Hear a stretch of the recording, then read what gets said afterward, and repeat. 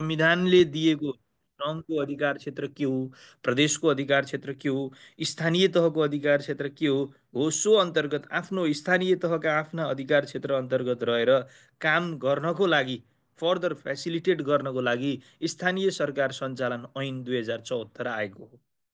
नेपालको संविधान 72 आइसकेपछि त्योभन्दा पछि आएको ऐन रहेछ है त। हामीले पटक पटक भनेका छौँ ऐनमा अथवा संविधानमा भएका कुराहरू पूर्ण हुँदैनन्। संविधानले त एउटा इन्डिकेटिभ तरिकाले अथवा के हुने कस्तो हुने भनेर आधारभूत कुराहरू दिन्छ। ती कुराहरूलाई फर्दर डिटेलमा पुग्नको लागि, जस्तो स्थानीय तहका अधिकार क्षेत्र, स्थानीय तहका अधिकार, स्थानीय रेडियो, स्थानीय एफएम, स्थानीय पत्र पत्रिका, स्थानीय अभिलेख, स्थानीय सूचना एवं रीतले स्थानीय सेवाको व्यवस्थापन, अथवा भनौँ न हामी चाहिँ सर्भिसमा गइसकेपछि स्थानीय तहले हामीलाई म्यानेज गर्ने हो। सुरुमा कर्मचारी लिने बेलामा त स्थानीय तहको पनि प्रदेशको लोकसेवाले लिने भएपछि त्यही कुरा फेरि प्रदेशको अधिकार क्षेत्र हो फेरि है, कर्मचारी लिइदिने चाहिँ। पछि लिइसकेका कर्मचारीहरूको सम्बन्धमा फर्दर व्यवस्थापन गर्ने, तलब खुवाउनेदेखि लिएर अरू कुरा स्थानीय तहले गर्ने हो। भनौँ आफआफ्नो त्यस्तो अधिकार क्षेत्र अन्तर्गत अब स्थानीय तहले त्यसरी संविधानबाट पाएको अधिकार क्षेत्रको आधारमा अरू कामहरू गर्छ। संविधानमा भएको अधिकार क्षेत्रकै मात्रै कुरा गऱ्यो भने त संविधानमा भएको अधिकार क्षेत्रलाई पछि कार्य विस्तृतीकरण प्रतिवेदन भन्ने हुन्छ। कार्य विस्तृतीकरण प्रतिवेदन, कार्य विस्तृतीकरण प्रतिवेदनमा के हुन्छ भने यो कार्य विस्तृतीकरण प्रतिवेदनमा ती अधिकार क्षेत्रका पनि अलि बढी डिटेल हुन्छ, अलिकति बढी डिटेल हुन्छ। अनि फेरि सिङ्गो सञ्चालनको विषय त यो ऐन अहिले हामीले पढ्न लागेको स्थानीय सरकार सञ्चालन ऐनले समेट्छ भनेर हामीले भनिहाल्यौँ। यो ऐनमा भएका कुराहरू हामी सबै एदेखि जेडसम्म सबै यहाँनिर यो छ यहाँनिर यो छ भनेर पढ्दैनौँ। एकदम लेद्दी पनि हुन्छ आफैमा होइन। हामीलाई थाहा भइसक्यो, हामीले सर्फेसमा नलेज राख्ने हो किनकि हामीलाई विषयवस्तु धेरै छन् है। त्यसैले हामीले एउटा चाहिँ यसमा के छ त भन्ने कुरा खास भनौँ न निश्चित कुराहरू चाहिँ बारे बुझ्ने हो। हामी पढ्दै जाउँ, हेर्दै जाउँ, अनि स्थानीय तह सरकार सञ्चालन ऐनको बारेमा हामी आइडिया बनाउँला। त्योभन्दा अगाडि मैले यहाँहरूलाई छोटोमा स्थानीय सरकार सञ्चालन ऐनको बारेमा लेखिदिइसकेको छु कि यहाँ लेख्नलाई हेर्नु न। स्थानीय सरकार सञ्चालन ऐनका मुख्य विशेषता भनेर खास के कुराहरू पर्छ भनेर छोटोमा राखिदिएको छु। तर पनि मैले त्यो चाहिँ नोटको त्यति छोटो पोर्सन नभइकन सिङ्गो स्थानीय सरकार सञ्चालन ऐन यहाँहरूलाई देखाउन चाहन्छु है त, ताकि हामी from the top to bottom यो ऐनलाई हामी एकचोटि सरसर्ती हेर्न सकौँ। अनि त्यसको आधारमा मैले यहाँहरूलाई दिएको छोटो नोट पनि हेर्न सकौँ पछि। हो त्यो त तपाईँले आफैले हेर्न सक्नुहुन्छ, त्यसपछि बुझ्नुहुन्छ त्यसलाई। अनि यसको आधारमा मैले यहाँहरूलाई के अब्जेक्टिभ क्वेसन बनाएर पनि सेयर गर्ने नै छु यहाँहरूको नोटमा अथवा पछि प्र्याक्टिस क्लासमा। प्रस्तावना हेरौँ। संविधान बमोजिम स्थानीय तहको अधिकार सम्बन्धी व्यवस्था कार्यान्वयन गर्न, त्यस्तै गरेर सङ्घ प्रदेश स्थानीय तहबीचको सहकारिता, सहअस्तित्व, समन्वयलाई प्रवर्धन गर्दै जनसहभागिता, उत्तरदायित्व, पारदर्शिता सुनिश्चित गरी सुलभ र गुणस्तरीय सेवा प्रवाह गर्न, त्यस्तै लोकतन्त्रका लाभहरूको समानुपातिक समावेशी न्यायोचित वितरण गरी कानुनी राज्य र दिगो विकासको अवधारणा अनुरूप समाजवाद उन्मुख सङ्घीय लोकतान्त्रिक गणतन्त्रात्मक शासन प्रणालीलाई स्थानीय तहदेखि नै सुदृढ गर्न, यस्तो गर्नको लागि यी प्रयोजनको लागि स्थानीय सरकार सञ्चालन ऐन चाहिँ बनेको छ है भनेर यसले भन्दैछ है त। स्थानीय सरकार सञ्चालन ऐन केसँग सम्बन्धित छ? अफकोर्स स्थानीय तहको राम्रो सञ्चालनसँग सम्बन्धित छ। अफकोर्स सङ्घ प्रदेश स्थानीय तह बिचको सम्बन्ध पनि सहकारिता, सहअस्तित्व, समन्वय, यो सम्बन्धलाई व्यवस्थित गर्नको लागि, स्थानीय तहमा सेवाको वितरणलाई सरल, सुलभ, सजिलो, भरपर्दो, छरितो बनाउनको लागि, स्थानीय शासन पद्धतिलाई सुदृढ बनाउनको लागि, मजबुत बनाउनको लागि, र यो सबै गरेर सङ्घीय लोकतान्त्रिक गणतन्त्रात्मक भन्ने हाम्रो अहिलेको व्यवस्था छ, संविधानमा डिफाइन्ड व्यवस्था हो। सङ्घीय लोकतान्त्रिक गणतन्त्रात्मक व्यवस्थालाई पनि सुदृढ बनाउनको लागि, सफल बनाउनको लागि, मजबुत बनाउनको लागि, स्थानीय तहलाई गाइड गर्नको लागि यो ऐन आएको हो। संसदले यो ऐन बनाएको हो भनेर यसले लेखेको छ। हेर्नुहोस् है त। अब यो सबै कुरा यहाँ पढेर अनि यो पढेको कुराको व्याख्या गर्ने भन्दा नि हामी आइडिया बनाउँदै जाउँ है त। जस्तो ऐनमा यी परिच्छेद 1 भन्यो, प्रारम्भिक भन्यो, सुरुमा स्थानीय सरकार सञ्चालन ऐन 2074 हुन्छ है यो ऐनको नाम भन्यो। अनि परिभाषामा अध्यक्षको, उपप्रमुखको, उपाध्यक्षको, प्रमुख प्रशासकीय अधिकृतको, कार्यपालिकाको गाउँपालिका भनेको के हो, गाउँसभा भनेको के हो, जिल्ला समन्वय समिति भनेको के हो, जिल्ला सभा भनेको के हो, नगरपालिका, नगरसभा, न्यायिक समिति, पदाधिकारी, प्रमुख, मन्त्रालय, योजना, वडा, यस्ता यस्ता कुराको बारेमा यसले व्याख्या गर्यो। यो भनेको के हो मा परिभाषा शीर्षक परिच्छेद जस्तो भयो। त्यसपछि परिच्छेद 2 मा गाउँपालिका नगरपालिकाको सङ्ख्या, सिमाना, केन्द्र। त हेर्नुहोस् त, गाउँपालिका नगरपालिकाको सङ्ख्या र 4 किल्ला खुलेको सिमानाको निर्धारण संविधानको धारा 295 को उपधारा 3 बमोजिम हुनेछ। अब यसरी संविधानले दिएको कुरालाई समेटेर अथवा समातेर संविधानको रिफरेन्समा यो हुन्छ है भनेर ऐनले डिटेल गरिदियो अथवा ऐनले क्लियर गरिदियो है त। गाउँपालिका नगरपालिकाको सङ्ख्या र सिमानाको कुरा आयो। हेर्नुहोस् है, सङ्ख्या सिमानाको कुरा त्यसरी खोल्यो।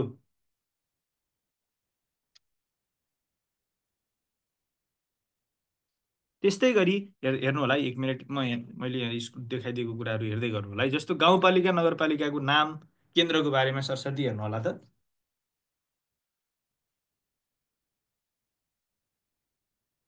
गाउँपालिका तथा नगरपालिकाको नाम र केन्द्र नेपाल सरकारले प्रदेश सरकारको परामर्शमा गाउँपालिका नगरपालिकाको नाम र केन्द्र तोक्नेछ।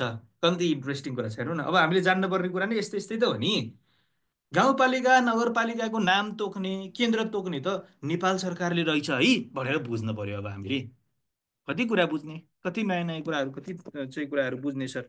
अब बुझ्नु पर्यो है त, आइडिया बनाउनु पर्यो। अब हामीले के कुरा जानियो अहिले भन्दाखेरि न्यूनतम जस्तो गाउँपालिका नगरपालिकाको नाम के हुने त नि, तिलोत्तमा राख्ने कि अर्को वाटेभर के राख्ने हो त नि, त्यो कुरा डिफाइन गर्ने कसले रहेछ त, अल्टिमेटली त्यसलाई निर्णय गर्ने कसले रहेछ त, स्थानीय तह अथवा गाउँपालिका नगरपालिका, गाउँपालिकाको सभा अथवा गाउँपालिका कार्यपालिका अथवा गाउँपालिका सरकारले होइन रहेछ, नेपाल सरकारले रहेछ। प्रदेश सरकारसँग परामर्श चाहिँ लिने रहेछ। त्यस्तो कुराहरू हामीले आइडिया बनाउने हो।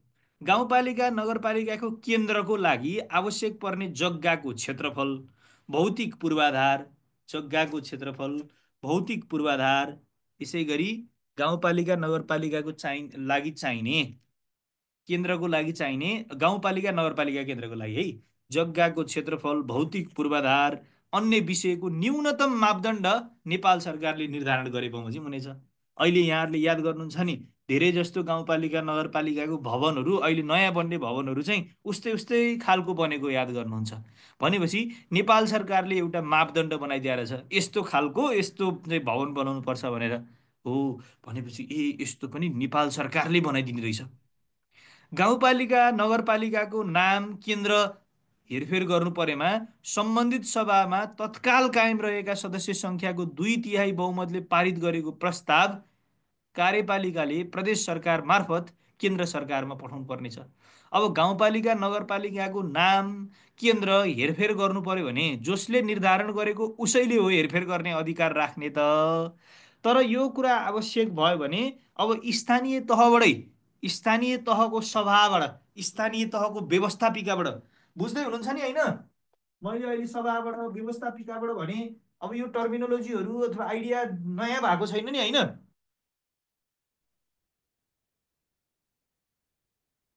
भएको छैन सर। हो। अब गाउँपालिका नगरपालिकाको सभाबाट, केन्द्रबाट, सरी सभाबाट भनेको अब गाउँपालिका नगरपालिकाको नाम फेर्न पर्यो, केन्द्र फेर्न पर्यो नि। सुरुमा त त्यही गाउँपालिका नगरपालिकाको सभाका सदस्यहरू, त्यो भनेको व्यवस्थापिका, कानुन बनाउने तहका गाउँपालिका नगरपालिकाका मान्छेहरू अथवा जनप्रतिनिधिहरू बसेर पहिला 2/3 बहुमतले निर्णय गर्छन्।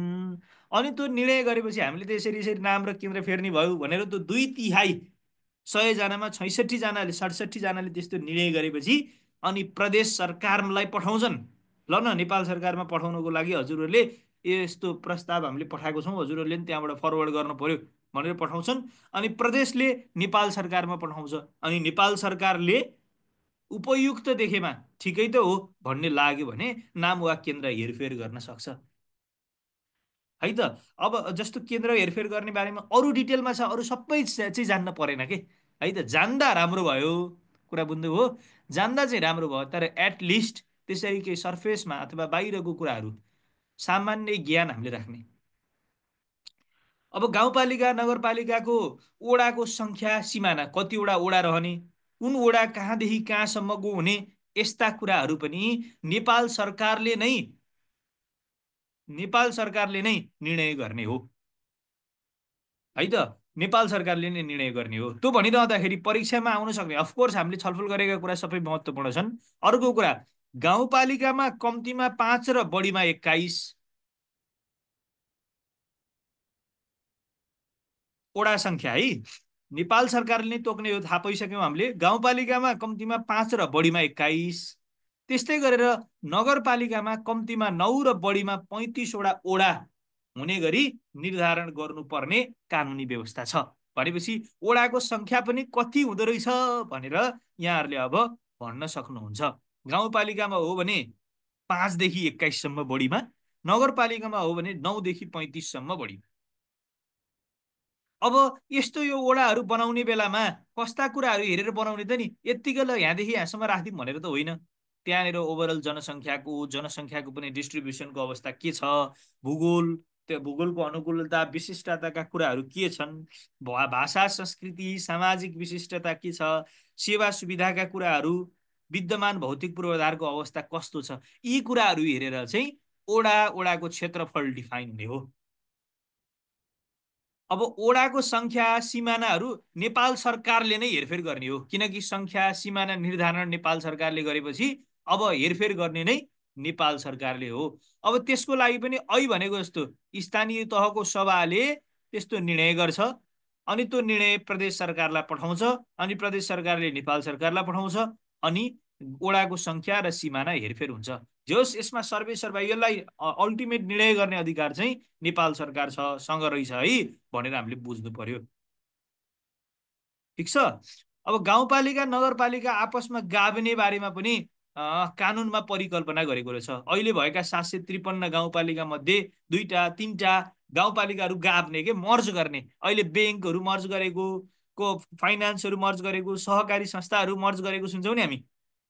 हो त्यस्तै गाउँपालिका नगरपालिका पनि मर्ज गर्ने बारे पनि कानुनी परिकल्पना रहेछ। भनेपछि मिल्ने कुरा रहेछ यो पनि। हामीले आइडिया बनाउँदै जाउँ है, इन्ट्रेस्टिङ मानौँ यी कुराहरूलाई।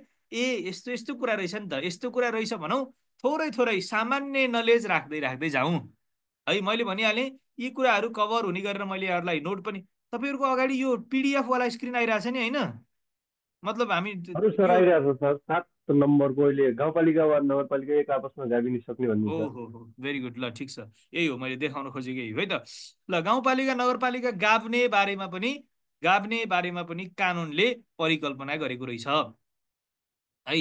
अब हेर्नुहोस् है, यो गाभ्ने भनेको नि कसले हो भन्दाखेरि फेरि आफैमा गाभ्न पर्छ भनेर प्रस्ताव त सम्बन्धित गाउँपालिका नगरपालिकाले पारित गर्ने हो है, सम्बन्धित गाउँपालिका नगरपालिकाले पारित गर्ने हो। तर यो कुरा पनि अटोमेटिक पठाउने कहाँ हो, फर्स्टमा प्रदेश सरकारमा हो। प्रदेश यस्तो हो कि प्रदेश सरकार मार्फत नेपाल सरकारमा कुनै कुरामा चाहिँ यो कस्तो भन्दाखेरि हाम्रो सङ्घीयताको विशेषता पनि हो कि कोअर्डिनेसनको कुरा हो।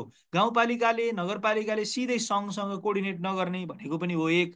अर्को कुरा, प्रदेश मार्फत कोअर्डिनेसन गरिरहँदाखेरि एउटा हाइरार्की, एउटा चेन मिलेको जस्तो पनि हो अर्को कुरा।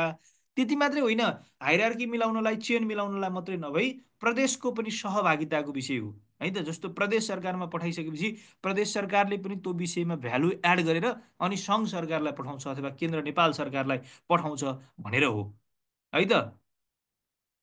ल हेर्नुहोस् त, किन भन्दा प्रदेश सरकारले पनि प्रदेश सरकारले पनि यस्तो प्रस्तावको आर्थिक तथा सामाजिक पक्ष विश्लेषण गर्छ।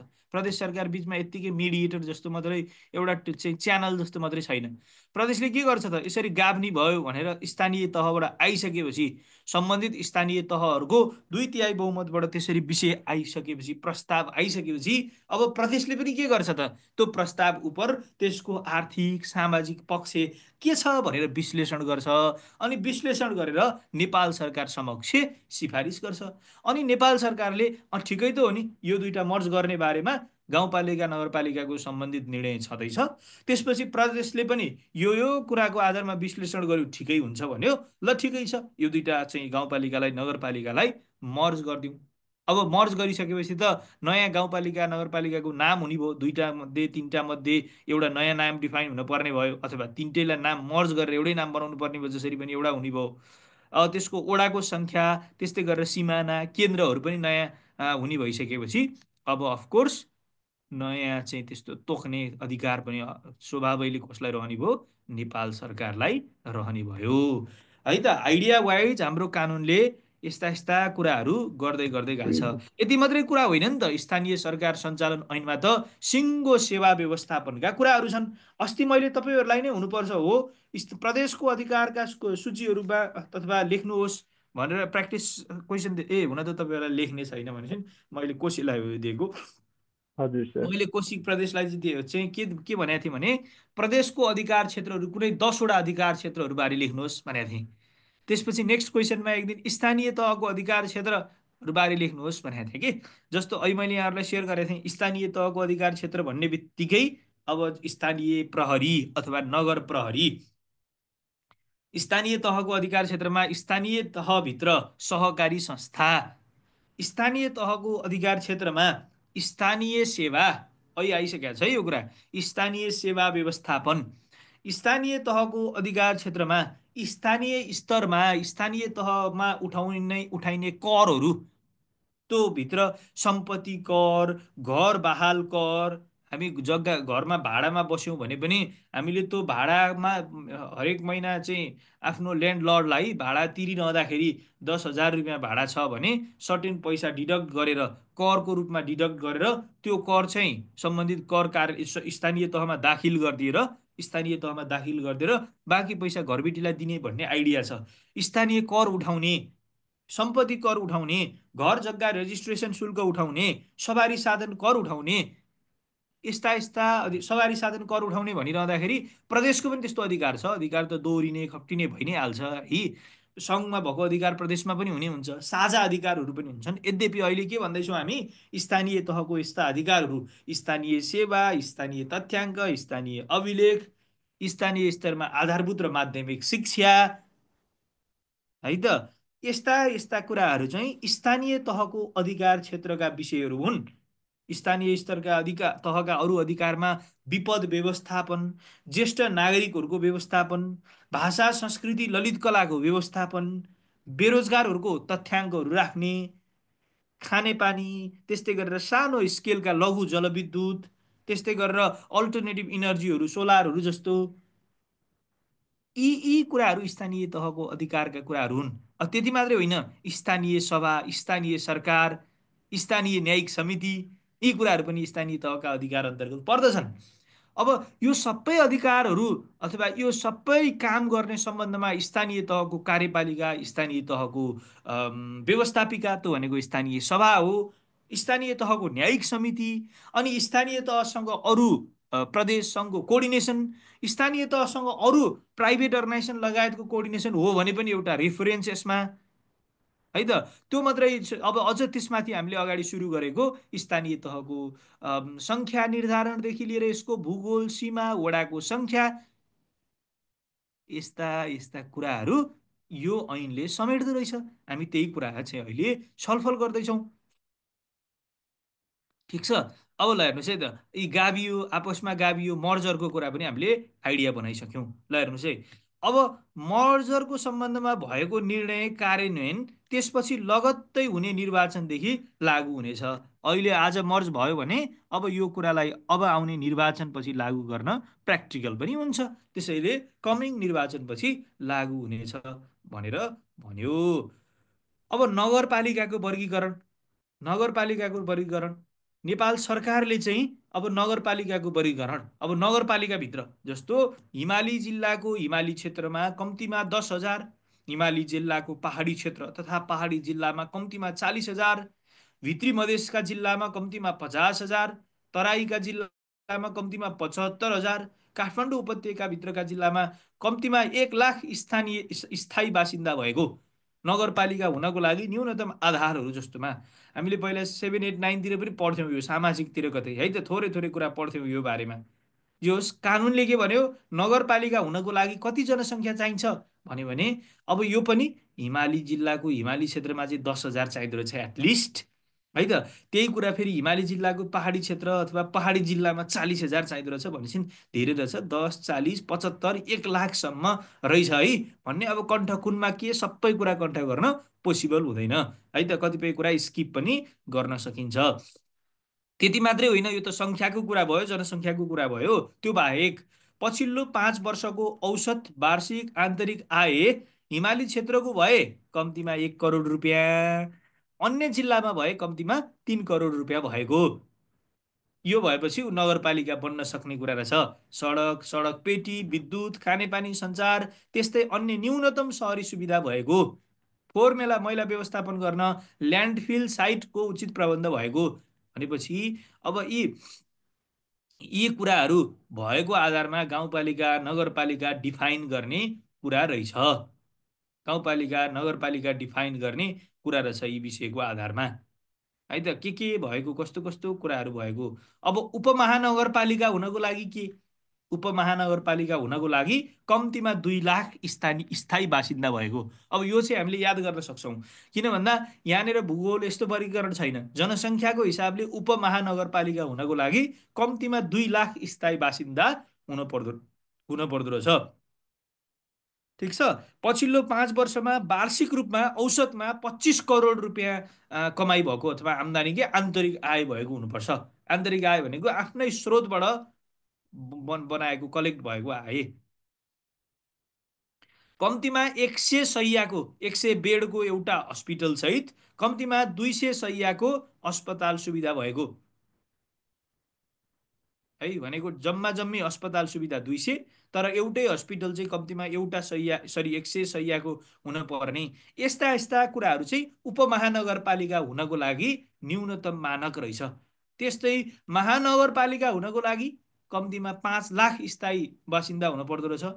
पछिल्लो 5 वर्षमा औसतमा हरेक वर्षमा 1 अर्ब रुपियाँ आम्दानी भएको हुन पर्दो रहेछ, आन्तरिक आम्दानी है त। यसले के कुरा बुझाउँछ भने औसतमा 5 वर्षमा 1 अर्ब आम्दानी वार्षिक भन्यो भने यो वर्ष 90 करोड भयो, अर्को वर्ष 1 करोड 20 लाख भयो, थर्ड इयर 1.5 अर्ब के 1 करोड 150 करोड भयो, फोर्थ इयर जम्मा 50 करोड मात्रै भयो भने नि औसतमा 100 करोड 1 अर्ब रुपियाँ नाग्न पर्यो भनेको है त। औसतमा इन एन एभरेज त्यति नाग्न पर्यो। त्यस्तै गरेर टर्मिनल सहितको बस पार्किङका लागि पर्याप्त सुविधा, सडक सबवे, त्यस्तै गरेर सडक पेटी, यस्तो कुराहरू भएको गर्दै गर्दै जस्तो महानगरपालिका हुन त अन्तर्राष्ट्रिय स्तरको विमानस्थलसँगको आवागमनमा सहज पहुँच भएको, सपिङ मलहरू भएको, व्यवस्थित तरकारी तथा फलफुल बिक्री केन्द्रहरू भएको, सङ्ग्रहालय भएको है त। यस्तो यस्तो कुरा पनि उल्लेख गरेको छ कानुनले। अब हेर्नुहोस् है, हामी स्थानीय सरकार सञ्चालन ऐनबारे छलफल गर्दैछौँ। स्थानीय सरकार सञ्चालन ऐनबारे। अब अर्को इन्ट्रेस्टिङ कुरा, सांस्कृतिक वा पर्यटकीय क्षेत्र घोषणा गर्न सक्ने गाउँपालिकाको, नगरपालिकाको कुनै पनि ऐतिहासिक महत्त्व, पुरातात्विक वस्तु, कला संस्कृतिको संरक्षण, पर्यटन प्रवर्धन र उपयुक्त देखेमा त्यसको लागि मापदण्ड तोकी कुनै गाउँपालिका वा नगरपालिका वा सोको कुनै क्षेत्रलाई 4 किल्ला खोलेर, भनेको यहाँदेखि यहाँसम्म यसरी खोलेर सांस्कृतिक वा पर्यटकीय क्षेत्र घोषणा गर्न सक्नेछ। स्थानीय सरकार सञ्चालन ऐनले यसरी घोषणा गर्न सक्ने अथवा डिफाइन गर्न सक्ने अधिकार चाहिँ कसलाई दिएको छ हेर्नुहोस् त, प्रदेश सरकारलाई दिएको छ। भनेपछि कुनै विषय सङ्घको अधिकारमा पर्ने रहेछ, यही कानुनले पनि फर्दर इलाबोरेट गर्दाखेरि कुनै कुरा प्रदेशलाई दिएर छ, कुनै कुरा स्थानीय तह, सम्बन्धित स्थानीय तहलाई नै दिएर छ। अहिले एकछिनमा आएको पढ्दै जाँदाखेरि हामी के गर्छौँ, गाउँपालिका नगरपालिकामा उद्योग व्यवसाय कल कारखाना चलाउनु पर्यो भने स्थानीय तहले यस्तो अधिकार चाहिँ प्रदान गर्छ अथवा स्थानीय तहसँग यो अधिकार रहन्छ भनेको आफ्नो गाउँपालिका नगरपालिकामा व्यवसाय गर्न आउने व्यवसायलाई सञ्चालनको सम्बन्धमा इजाजत दिन भनेर के भनेको उदाहरण बनाएको। अहिले त्यस्ता कुराहरू पनि आउलान्। कहीँ नेपाल सरकारले, कहीँ प्रदेश सरकारले यसरी कस्तो के भन्ने अधिकार तोक्ने सम्बन्धमा यहाँनिर विशेष गरी संस्कृति वा पर्यटकीय क्षेत्र घोषणा गर्ने, पोखरालाई पर्यटकीय क्षेत्र घोषणा गर्ने, पोखरा भनेको नेपालको पर्यटकीय क्षेत्र हो, हामी त्यसलाई घोषणा गर्दछौँ भनेर भन्न पर्यो भने यस्तो अधिकार स्थानीय सरकार सञ्चालन ऐनले प्रदेश सरकारलाई दिएर छ है त। नेपाल राजपत्रमा सूचना प्रकाशन गर्नुपर्ने, नेपाल सरकारले देखाएको विषयमा भएको निर्णयको सूचना नेपाल राजपत्रमा प्रकाशन गर्नुपर्नेछ। नेपाल राजपत्र नेपाल सरकारको आधिकारिक प्रकाशन हो, यहाँहरूले थाहा पाउनुहोला।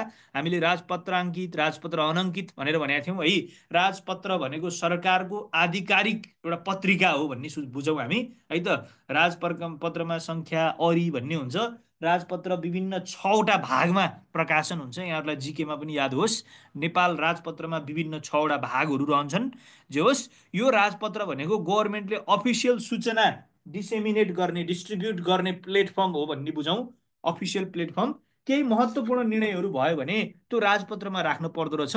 अहिले पनि हामीलाई कानुनले के भन्यो, यी विषय चाहिँ राजपत्रमा राख्न पर्छ भनेर भन्यो। त्यसमा गाउँपालिका नगरपालिकाको सङ्ख्या सिमाना निर्धारण भयो भने अथवा त्यसलाई हेरफेर गरियो भने त्यो बारे राजपत्रमा राख्नुपर्छ। गाउँपालिका नगरपालिकाको नाममा हेरफेर भयो भने त्यो बारे पनि राजपत्रमा राख्नुपर्छ। गाउँपालिका नगरपालिकाको वडा सङ्ख्या, 4 किल्ला खुलेको सिमानाको निर्धारण, वडाको केन्द्र, यस्ता कुराहरू पनि राजपत्रमा राख्नुपर्छ। गाउँपालिका नगरपालिका गाभिएको विषय पनि राख्नुपर्छ। यस्तो कुरा पनि कानुनले हामीलाई गाइड गर्यो। अगाडि जाउँ सर हामी। यो कान्तिपुर जस्तो यो गोरखापत्र सरकारी पत्रिका छ नि सर, त्यस्तो यो अँ, बाहिर आउट हुँदैन सर, यो सरकारको यो पत्रिका राजपत्रबाट सरकारको प्रकाशित हुने? पत्रिका यस्तो हुन्छ, हामी किनेर पढ्न पाउँछौँ भनेको फिजिकल कपी पनि हुन्छ। यत्तिकै चाहिँ दिनदिनै त्यो बाहिर बजारमा आउने गरेर होइन कि।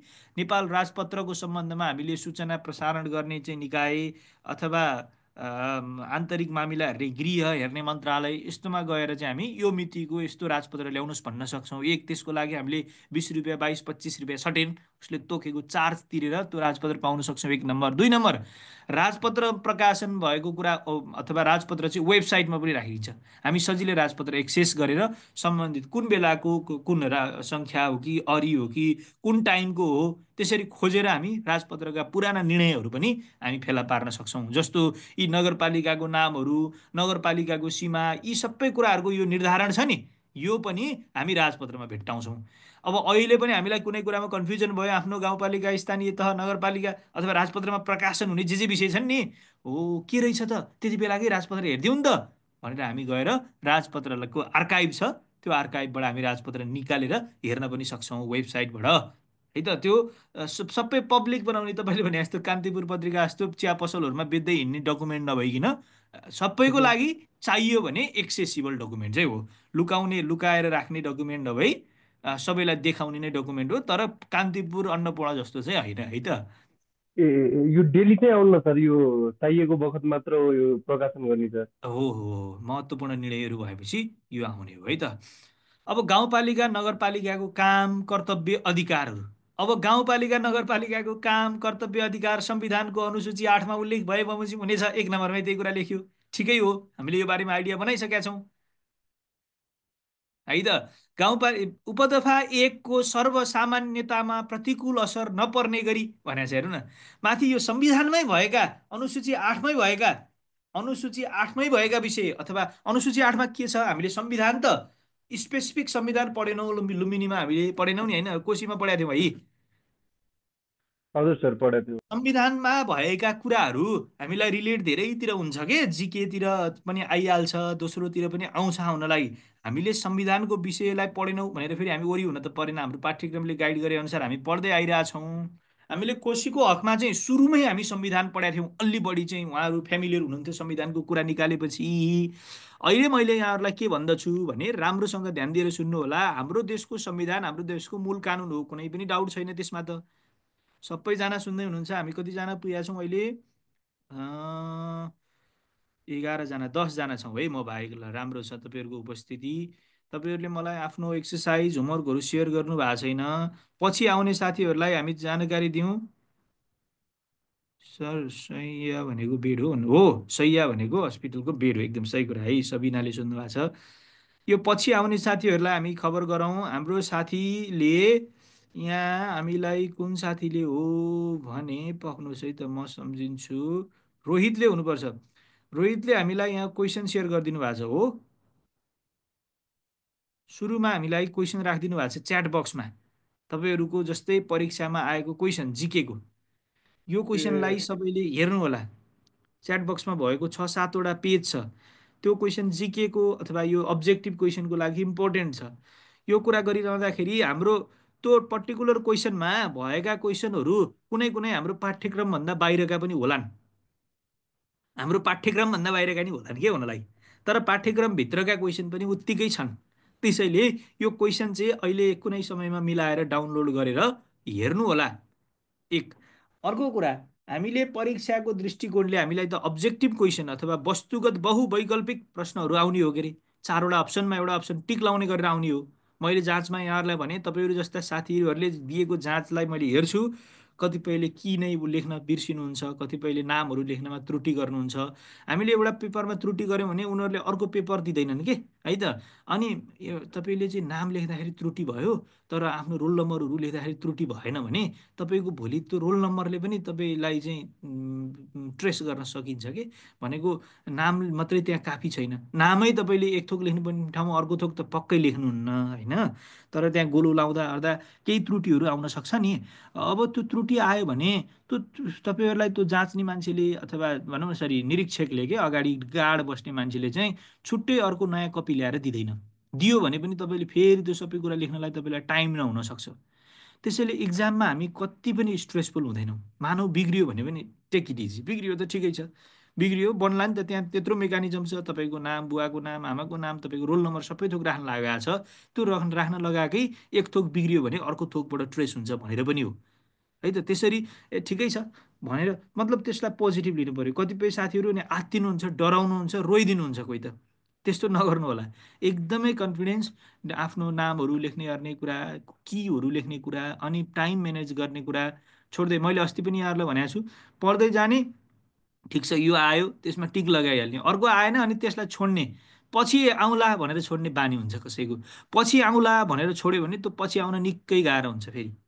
किनकि समयको व्यवस्थापन महत्त्वपूर्ण हो जाँचमा त।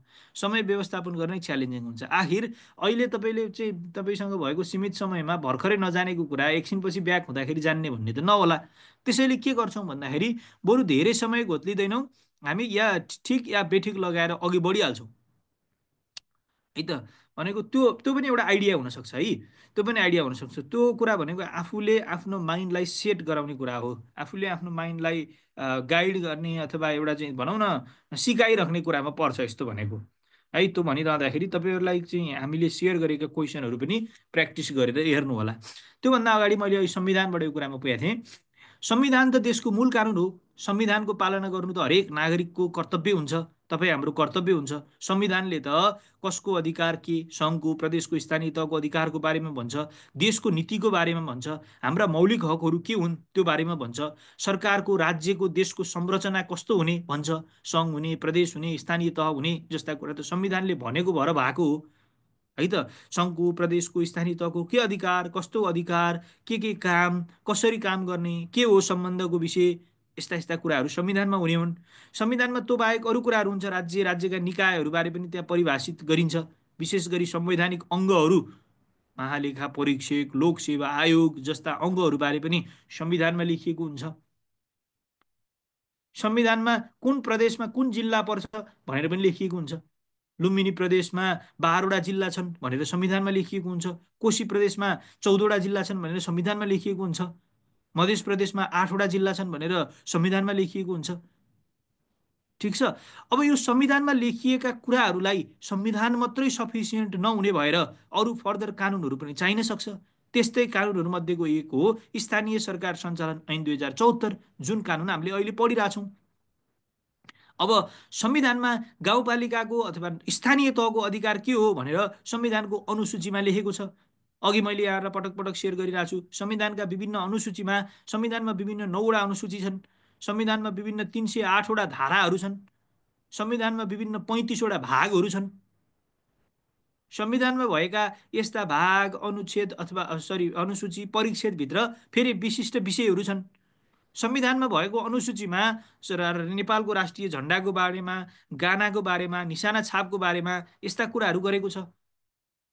अस्ति मैले यहाँहरूलाई प्रश्न दिएकोमा तपाईँहरूलाई हो या चाहिँ कोसीलाई हो, संविधानकै भएसिन कोसीलाई दिएँ होला, तर यो जिकेमा पनि चाहिने कुराहरू, नेपालको संविधानमा तलका मध्ये कुन कुरा डिफाइन्ड छैन भनेर मैले अप्सनमा राखिदिएको छु। राष्ट्रिय फुलको बारे अप्सन, यो क्वेसन हो यहाँहरूलाई, प्र्याक्टिस क्वेसन है त, सुन्नुहोस् है।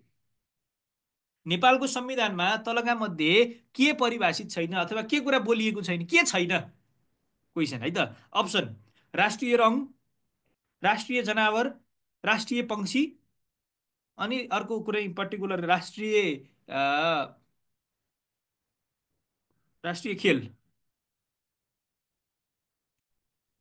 नेपालको संविधानमा तलका मध्ये के चाहिँ छैन भनेर मैले प्रश्न गरेको थिएँ। राष्ट्रिय रङ, राष्ट्रिय जनावर, राष्ट्रिय पंक्षी र राष्ट्रिय खेल। के होला यसको उत्तर? अनुमान लाउन सक्नुहुन्छ? खेल होला बिग्रिएर केही सर, भयो? हजुर, राष्ट्रिय खेल हो। राष्ट्रिय खेलको बारेमा संविधानमा छैन है त। अगाडि भनेका कुराहरू, राष्ट्रिय जनावर गाई हुनेछ, राष्ट्रिय पंक्षी डाँफे हुनेछ, राष्ट्रिय रङ सिङ्रिक हुनेछ भनेर संविधानमा कहीँ कतै व्याख्या गरिएको छ। संविधानको सुरुतिर धारा 3, 4, 5 तिर पनि भनिएको छ। त्यस्तो राष्ट्रिय यो जनावर कुरा पनि केमा छ। डिफाइन भएको छ सर? यही कुरा संविधानमा अगाडितिर ठ्याक्कै कति धारा दफा त मलाई याद भएन। तपाईँको संविधानको भाग 1 प्रारम्भिकमा हेर्नु होला है। अहँ। संविधानको भाग 1 प्रारम्भिकमा हेर्नुभयो भने यो कुरा भेट्टाउनुहुन्छ ल यहाँहरूले है। संविधानको भाग 1 प्रारम्भिकमा हेर्नु होला ल, सबैजना याद गर्नु होला है। सरले त यस्तो यस्तो टास्कहरू दिनुभएको छ, सिङ्गो संविधानै आफैले हेरिदिने भन्नुभएको छ, आफूले पढाउँदिन भन्नुभएको छ। यी कुराहरू नेपालमा भएको झन्डाको कलरहरू केले निर्धारण गर्छ? राम्रो क्वेसन गर्नुभएको छ। नेपालको संविधानले निर्धारण गर्छ। एकदमै राम्रो प्रश्न। नेपालको संविधानको अनुसूचीमा यो कुरा छ भने नि मैले। अब अनुसूची 1 झन्डाको बारेमा छ। अनुसूची 1 मा नेपालको झन्डाको चित्रै बनाइदिएर, ब्ल्याक एन्ड व्हाइट छ चित्र त संविधानमा त अफकोर्स होइन। अनि संविधान त्यस्तो रङ्गीन प्रकाशन छैन के, तर त्यहाँ चित्र बनाइदिएर के भनेको छ, त्यसको व्याख्या गरेको छ। झन्डामा नेपालको राष्ट्रिय झन्डा बनाउने बारे संविधानमा 3 पाना छ। हाम्रो संविधानमा, संविधानको अनुसूची 1 मा केले निर्धारण गर्छ भन्नुभएको छ तपाईँले, त्यही कुराको एन्सर हो। सुन्नुहोस् है त। जस्तो संविधानमा पहिला सुरु नेपालको राष्ट्रिय झन्डा भनेर झन्डाको फोटो राखेको छ। ठिक छ, त्यही कुरा पनि मैले यहाँ स्क्रिनमा यहाँहरू देखाउन सक्थेँ, तर जरुरी छैन, बुझिहालिन्छ, टाइम कन्ज्युमिङ हुन्छ। सुन्नुहोस् है त। अनि झन्डा बनाइसकेपछि नेपालको राष्ट्रिय झन्डा बनाउने तरिका भनेको छ। अनि कमा किनाराभित्रको आकार कसरी बनाउने, खमा चन्द्र कसरी बनाउने, त्यसमा पुरै त्यो पाइथा अथवा थ्योरम जस्तो के एउटा विज्ञान जस्तो, यहाँदेखि यहाँ जोड्ने, यति डिग्री, यति एङ्गल, त्यो पनि यत्तिकै हामीले चाहिँ स्कुलमा झन्डा बनाएको जस्तो त होइन नि त। यसको पनि एउटा साइन्स छ नि त होइन। झन्डा कुनै आकार जस्ता कुराहरू यावत हुन्छन्। यत्तिकै हचुवामा एउटा झन्डा बनाएर प्रयोग गर्ने, अनि झन्डाको सम्बन्धमा मेरो घरको माथि छतमा यत्तिकै मैले झन्डा राख्ने, मेरो चाहिँ भनौँ न यो झन्डाको प्रयोग गर्ने सम्बन्धमा छुट्टै ऐनै छ, छुट्टै ऐन राष्ट्रिय झन्डाको प्रयोगको बारे। कस्तो बेलामा झन्डा झुकाउने, कस्तो बेलामा झन्डा फहराउने, कस्तो घरमा कहाँ झन्डा राख्ने, कुनै गाडीमा झन्डा देखिन्छ हामी, ए मन्त्रीको गाडी आयो भनिन्छ, किन मैले मेरो गाडीमा झन्डा राखेर हिँड्न नपाएको, यस्ता सबै कुराहरूको छुट्टै कानुन छ। हेर्नुहोस् न, रोचक छन् नि यी विषयहरू है त। संविधानमा चाहिँ झन्डाको प्रयोग कहाँ के कसरी सबै कुरा छैन, तर झन्डा बनाउने बारेमा, सूर्य बनाउने, किनारा बनाउने, झन्डाको चन्द्र बनाउने, किनाराभित्रको आकार बनाउने, यो बारेमा अहिले मैले भने 3 पाना 2 पाना चाहिँ संविधानमै व्याख्या गरिएको छ। भनेपछि सर, संविधानमा जुन जस्तो व्हाइट रङले त्यसलाई शान्त भन्ने जनाउँछ होइन, त्यस्तै रेड र ब्लूले के जनाउँछ? रातो रङको सङ्केत त ठ्याक्कै अब झन्डाको रातो रङले यो जनाउँछ भन्ने कुरा चाहिँ लेखेको छैन है। रातो इट्सेल्फमा चाहिँ सेतो रङलाई शान्तिको प्रतीक भनिन्छ भने चाहिँ रातो निलोलाई, रातो निलोको स्पेसिफिक केही मिनिङ रहेछ भने म पछिका क्लासमा सेयर गरौँला है। अब हुन्छ कहिले सर। कहिले काहीँ अब विद्रोह जस्तो कुराहरू रातोले जनाइन्छ भनिन्छ है। अब ठ्याक्कै यसबारेमा हेरौँला ल। आफ्नो डिग्निटी हुन्छ सोभर्जिनिटीका कुराहरू नि आउँछ होला सर कि होइन? एउटै यसको ठ्याक्कै एउटै एन्सर नहोला। त्यसैले यदि स्ट्यान्डर्ड एउटा रातो भनेको यही हो भन्ने कुरा मिनिङ कतै भेटियो भने यहाँलाई सेयर गरौँला भोलिको दिनमा है त।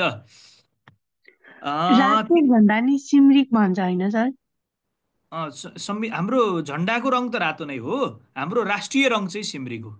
राष्ट्रिय रङ चाहिँ सिमरिक, झन्डामा हुने रङ चाहिँ रातो नै हो है त। हस्। अनि संविधानमा त्यसरी झन्डा कसरी बनाउने भनेर संविधानको अनुसूची 1मा लेखिएको छ। अनुसूची 1मा त्यस्तो लेखे जस्तै अनुसूची 2मा राष्ट्रिय गानबारे लेखा छ। राष्ट्रिय गान सयौँ थुङ्गा फुलका हामी संविधानको अनुसूची 2मा छ भनेपछि त्यहाँको शब्द अक्षरहरू बिगारेर भन्न पाइएन, संविधानले नै डिफाइन गरिदिएको छ। संविधानको 3मा अनुसूची 3मा निशाना छाप बारे छ। निशाना छाप त इम्ब्लेमकै याद गर्नुहुन्छ नि त यहाँहरूले होइन। संविधानको अनुसूची 4मा प्रदेश र प्रदेश अन्तर्गत रहने जिल्लाहरू बारे छ। प्रदेश र प्रदेश अन्तर्गत रहने जिल्लाहरू बारे छ। कुन प्रदेशमा कुन कुन जिल्ला है हामीले भन्यौँ नि, 14वटा सुरुमा, त्यसपछि 8वटा, त्यसपछि बागमतीमा 13वटा, गण्डकीमा 11वटा, लुम्बिनीमा 12वटा, कर्णालीमा 10वटा, सुदूरपश्चिममा 9वटा। जस्तो कर्णालीमा 10वटा जिल्ला छन्। कर्णालीमा 10वटा जिल्ला भइरहँदाखेरि 79वटा स्थानीय तह छन्। स्थानीय तह 79वटा 79वटा स्थानीय तह छ। तर कर्णालीमा 79वटा स्थानीय तह छन् भनेर संविधानले भन्दैन।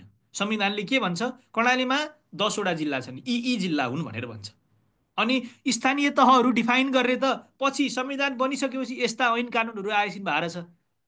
संविधान बन्दा बन्दै स्थानीय तहहरू डिफाइन भएको, स्थानीय तहको नामहरू डिफाइन भएको त होइन रहेछ। तर गाउँ यो जिल्ला डिफाइन भएको संविधानकै बेलामा रहेछ।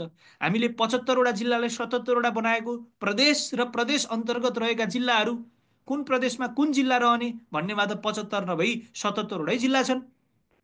रुकुम पश्चिम लुम्बिनी प्रदेशमा पर्छ भन्ने कुरा त संविधानमै लेखिया छ भनेपछि जिल्लाहरू डिफाइन भएको त संविधानकै बेलामा रहेछ।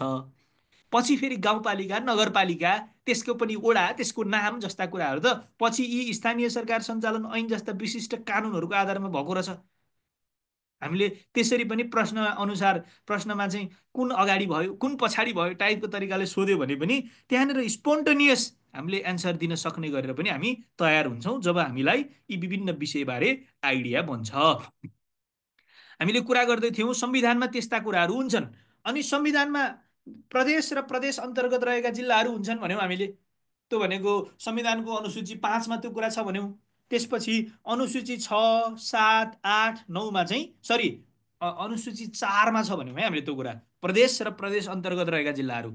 अनि संविधानको अनुसूची 5, 6, 7, 8, 9मा प्रदेश सङ्घको अधिकार, प्रदेशको अधिकार, सङ्घ र प्रदेशको साझा अधिकार, त्यस्तै गरेर स्थानीय तहको अधिकार, सङ्घ प्रदेश स्थानीय तहको साझा अधिकार बारे छुट्टा छुट्टै डिटेल गरिएको छ अथवा छुट्टा छुट्टै उल्लेख गरिएको छ।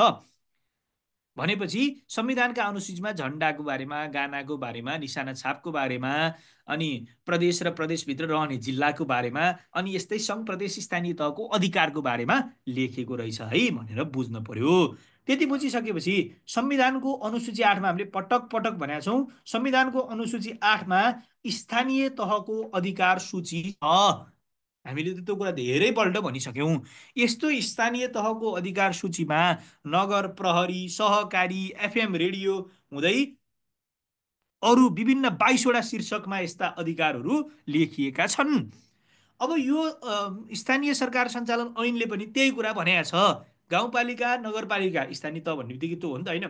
गाउँपालिका जिल्ला सभा पनि हो हुनलाई है त। जिल्ला सभा भनेको अलिक विशिष्ट विषय हो। गाउँपालिका नगरपालिका भनेपछि सरकार अथवा गाउँपालिका नगरपालिका बुझिहालिन्छ हामीले होइन। त्यो के हो पछि चाहिँदाखेरि हामी जोड्छौँ है। गाउँपालिका नगरपालिकाको एकल अधिकार त 8मा हुन्छ भनिहाल्यो।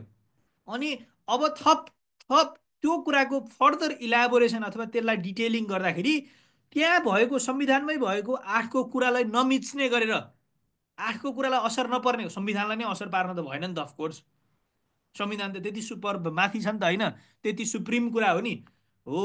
भनेपछि अब नगर प्रहरी बारेमा अलिकति डिटेलमा ल हेर्नुहोस् न, नगर प्रहरी, किनकि स्थानीय सरकार सञ्चालन ऐन छ। स्थानीय सरकार सञ्चालन ऐनमा नगर प्रहरी अधिकार क्षेत्रमा महत्त्वपूर्ण हो। अनि नगर प्रहरीको गठन सञ्चालन सम्बन्धमा यहाँ चाहिँ स्थानीय तहमा उसको बारेमा अलिकति बढी व्याख्या छ। त्यस्तै सहकारीको सम्बन्धमा, एफएमको सम्बन्धमा, स्थानीय कर सेवा शुल्कको सम्बन्धमा, त्यस्तै गरेर स्थानीय सेवाको व्यवस्थापनबारे, त्यस्तै गरेर स्थानीय तथ्याङ्क र अभिलेखको बारेमा, स्थानीय स्तरका विकास आयोजना तथा परियोजनाको बारेमा, आधारभूत र माध्यमिक शिक्षाको बारेमा, त्यस्तै गरी 22वटा छन् भनेको छु मैले टपिक वाइज पनि। आधारभूत स्वास्थ्य र सरसफाइको बारेमा मैले यहाँहरूलाई अस्ति नै अब्जेक्टिभ क्वेसनमा राखिदिएको थिएँ, तपाईँहरूलाई हो या कसैलाई हो, त्यो यही आधारभूत स्वास्थ्य सरसफाइ कभरेज हुने गरेर स्थानीय बजार व्यवस्थापन, वातावरण संरक्षण, जैविक विविधताको बारेमा, स्थानीय सडक, ग्रामीण सडक, कृषि सडक, सिँचाइको बारेमा, गाउँसभा, नगरसभा, मेलमिलाप र मध्यस्थताको व्यवस्थापन बारेमा, स्थानीय अभिलेखको व्यवस्थापन बारेमा, जग्गा धनी दर्ता प्रमाण पूर्जा वितरण। जग्गा धनी भनेको जग्गा धनी प्रमाण पूर्जा भनेपछि यहाँहरूले याद गरिहाल्नु भयो नि कस्तो भन्ने है त। रातो के भनिन्छ, लाल पूर्जा है त, लाल पूर्जा जस्तो वितरण गर्ने। ए लाल पूर्जा जस्तो कुरा त स्थानीय तहको अधिकार पो रहेछ त। स्थानीय जग्गाकै नाप नक्सा गर्ने, किता काट गर्ने, हालसाबिक गर्ने, अनि जग्गा धनी प्रमाण पूर्जा वितरण गर्ने, भूमिको वर्गीकरण अनुसार लगत राख्ने, कृषि भूमि, बस्ती योग्य भूमि है त, त्यस्तै गरेर वनजन्य क्षेत्र भनेर यस्तो वर्गीकरण गर्ने अनि त्यसको रेकर्डहरू बनाउने भनेपछि त भूमि सम्बन्धी अधिकार पनि स्थानीय तहलाई रहेछ। नापी नक्सा गर्ने, जग्गाको स्वामित्व निर्धारण गर्ने, यस्ता विषयमा समन्वय सहजीकरण गर्ने काम पनि रहेछ। त्यस्तै स्थानीय तहको अधिकारमा त कृषि पशुपालन हेर्ने विषय, कृषि उत्पादनलाई व्यवस्थापन गर्ने विषय, कोल्ड स्टोरहरू बनाइदिने जस्तो कुरा रहेछ। पशु स्वास्थ्यहरूको सम्बन्धमा पनि काम गर्ने भनेपछि पशु स्वास्थ्य प्राविधिक पनि स्थानीय तहमा रहन्छन् होला। कृषि उत्पादन व्यवस्थापन भनेको छ, पक्कै कृषि प्राविधिक पनि स्थानीय तहमा हुन्छन् होला। आधारभूत स्वास्थ्य भनेको छ, हामी स्वास्थ्य कर्मीलाई पनि स्थानीय तहले लिने भनेको त स्थानीय तहको त्यस्तो अधिकार भएर पो हो त, त्यस्तो अधिकार क्षेत्र भएर पो हो त। हो। सर नागरिक हजुर सर स्थानीय तहको बजेटको साइज चाहिँ केमा डिपेन्डेन्ट हुन्छ? जस्तै कुनै नगरपालिकामा बढी बजेट आउने गर्छ, कुनैमा कम, यस्तो सर? स्थानीय तहको बजेटको आकार स्थानीय तहको पहिलो आफ्नो आन्तरिक स्रोतमा डिपेन्ड गर्छ, एक नम्बर कुरा। दुई नम्बर कुरा, स्थानीय तहका प्राथमिकता, आवश्यकता, जनसङ्ख्या, भूगोल, क्षेत्रफल जस्ता कुरामा पनि डिपेन्ड गर्छ। तिन नम्बर, स्थानीय तह प्रदेशले माथिल्लो तहबाट भनेको स्थानीय तहले प्रदेशबाट, सङ्घबाट विभिन्न तहका हस्तान्तरणहरू पाउँछ, राजस्वबाट बाँडफाँड भएको रकम पाउँछ, वित्तीय समानीकरण, सशर्त, समपूरक जस्ता अनुदानहरू पनि पाउँछ है त माथिल्लो तहबाट। भनेपछि आफ्नो जनसङ्ख्या, भूगोल, क्षेत्रफल, राजस्व उठाउन गरेका मेहनत, यस्ता कुराहरूको आधारमा त्यस प्रकार आउने राजस्वको बाँडफाँड, त्यस्तै गरेर वित्तीय समानीकरण, अनुदान जस्ता अनुदानहरू निर्धारण हुन्छ है त। तपाईँले भनेको एकदम सही हो। काठमाडौँ महानगरपालिकाको यसै वर्षको बजेट हेरौँ, स्थानीय तह नै हो, अरबौँको छ, 24-25 अरब हारारीको छ है त, ठ्याक्कै फिगर मलाई याद भएन। त्यही कुरा कुनै स्थानीय तहको त 1 अर्बभन्दा कम छ, कुनै गाउँपालिकाको बजेट त 70 करोडको हारारी, 50 करोडको हारारी पनि छ कुनैको। फेरि त्यसको खर्चहरू जस्ता कुराहरू त पछाडिका कुराहरू भए। भनिरहँदाखेरि केमा डिपेन्ड हुन्छ भने त्यस्तो मात्रा नै यतिभन्दा बढी हुन हुँदैन, यति हुनैपर्छ भन्ने चाहिँ छैन। एज अ होलमा स्थानीय बजेट बन्नको लागि एकतिर आम्दानी एकतिर खर्चको महल हो। हामीले यो बारेमा आइडिया थाहा पाइसकेका छौँ। एकतिर आय एकतिर खर्च हुने भइसकेपछि आयतर्फ आन्तरिक आय, फर्स्ट अफ अल आन्तरिक आय। आन्तरिक आय भने स्थानीय तहको आफ्नो आय के, आफ्नो आय, अरूले कसैले दिएको नभए आफ्नो स्थानीय कर सङ्कलन गरेर, स्थानीय स्तरमा व्यवसायहरू दर्ता गरेर, स्थानीय स्तरमा भनौँ न स्थानीय स्तरमा भएका रिसोर्सहरूको युटिलाइजेसन गरेर के, राजस्व, रोयल्टीहरू जस्ता कुराहरू उठाएर त्यस प्रकार आएको कुरालाई चाहिँ हामी आन्तरिक आय भन्छौँ है। मनोरञ्जन करहरू, विज्ञापन करहरू हुँदै सवारी करहरू, यो आफ्नो अधिकार क्षेत्र अन्तर्गत आफूले उठाएका कुराहरूलाई हामी स्थानीयको आफ्नो रेभिन्यू अथवा आन्तरिक आय भन्छौँ। अनि यो आन्तरिक आयसँगै भनेका विभिन्न कुराहरूले निर्धारण गर्छ है त। त्योभन्दा बढी अहिले फेरि हामी आवश्यकता अनुसार जोडौँला। त्यस्तै गरी ज्येष्ठ नागरिक, अपाङ्गता भएका व्यक्ति, अशक्तहरूको व्यवस्थापन गर्ने पनि स्थानीय तहको अधिकार रहेछ। बेरोजगारहरूको बारेमा तथ्याङ्क सङ्कलन गर्ने कुरा पनि स्थानीय तहको अधिकार अन्तर्गत पर्दो रहेछ। बेरोजगारको तथ्याङ्क सङ्कलनबारे स्थानीय तहको अधिकारमा के कुरा रहेछन् 5वटा बुदाहरू यहाँहरूले याद गर्नु होला त, म त्यो बिचमा पानी पिउँछु ल। बेरोजगारको तथ्याङ्क सङ्कलन गर्ने स्थानीय तहको अधिकारमा के रहेछ त? पढेर भ्याउने मात्रै होइन, पढेर बुझ्ने गरेर पढ्नु होला त ल।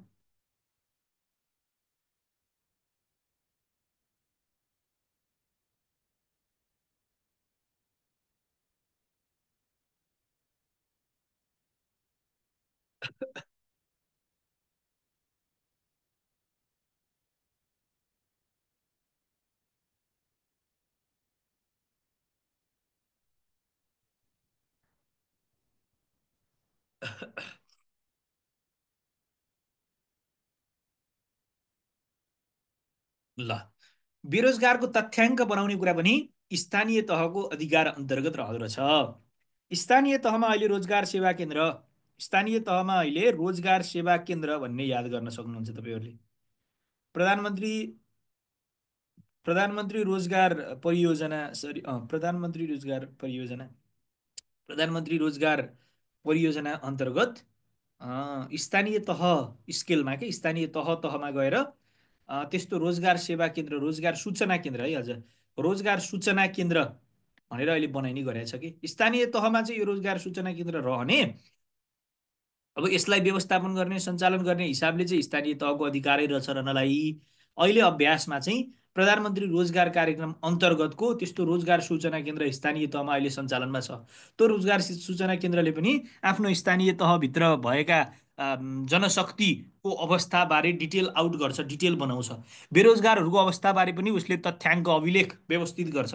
अनि स्थानीय स्तरमा भएका फर्महरू के प्राइभेट फर्म है त, त्यस्तै गरेर अरू पब्लिक इन्टरप्राइजहरू भनौँ न, अरू अरू रिलेटेड फर्महरू, एनजिओ आइएनजिओ, यिनीहरूमा भएको रोजगारीको अवस्थाबारे पनि उसले डेटा बनाउँछ।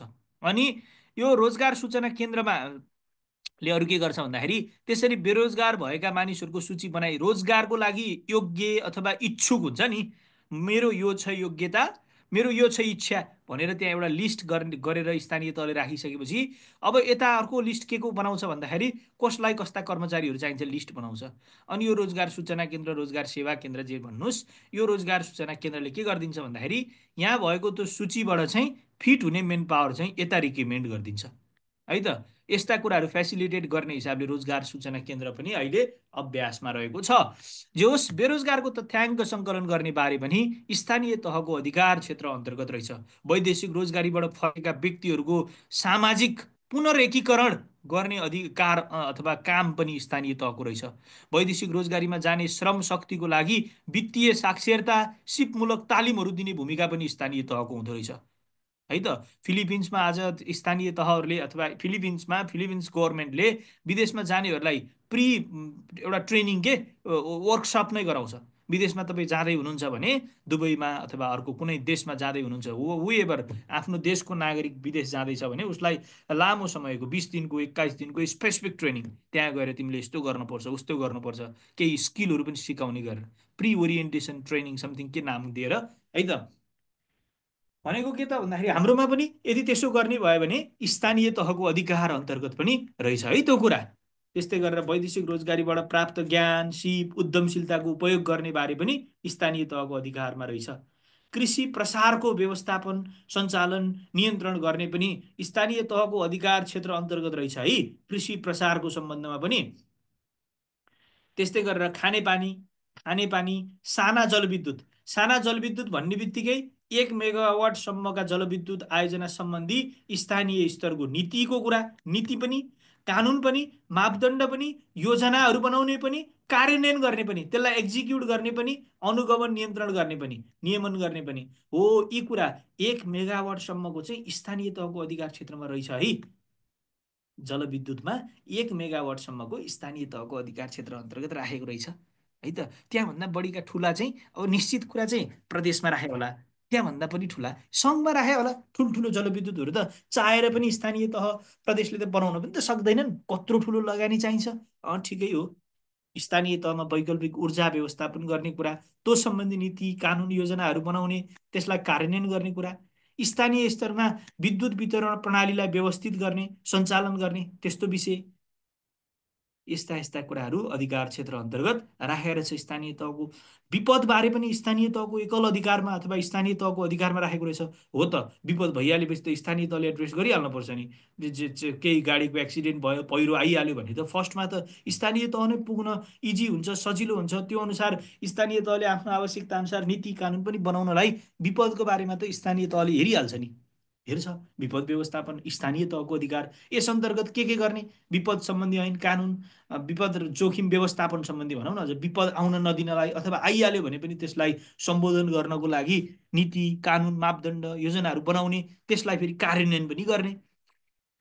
ठिक छ। विपद सम्बन्धी सामग्रीहरू, उद्धार राहत सामग्रीहरू भण्डारण गरेर राख्ने, त्यस्तै गरेर वितरण गर्ने, समन्वय गर्ने। स्थानीय तटबन्धहरू बनाउने, नदीहरूले चाहिँ स्थानीय क्षेत्र नभत्काओस्, नपहिराओस्, मानवीय अथवा अरू जनधनको क्षति नहोस् भनेर तटबन्धहरू बनाउने है त।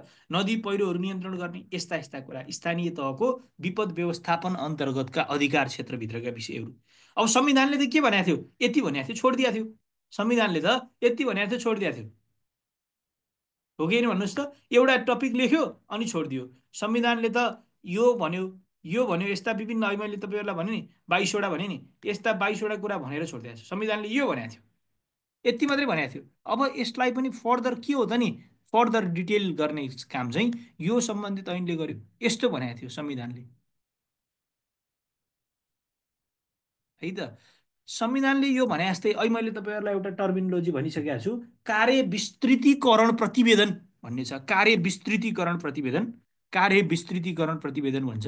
मैले तपाईँहरूलाई एउटा नमुना देखाइहाल्छु है त। कार्य विस्तृतीकरण प्रतिवेदन भन्छ। त्यो बिचमा तपाईँलाई मैले यहाँ डिस्प्ले गराएको कुरा हेर्दै गर्नु है, एक दुईवटा बुँदा।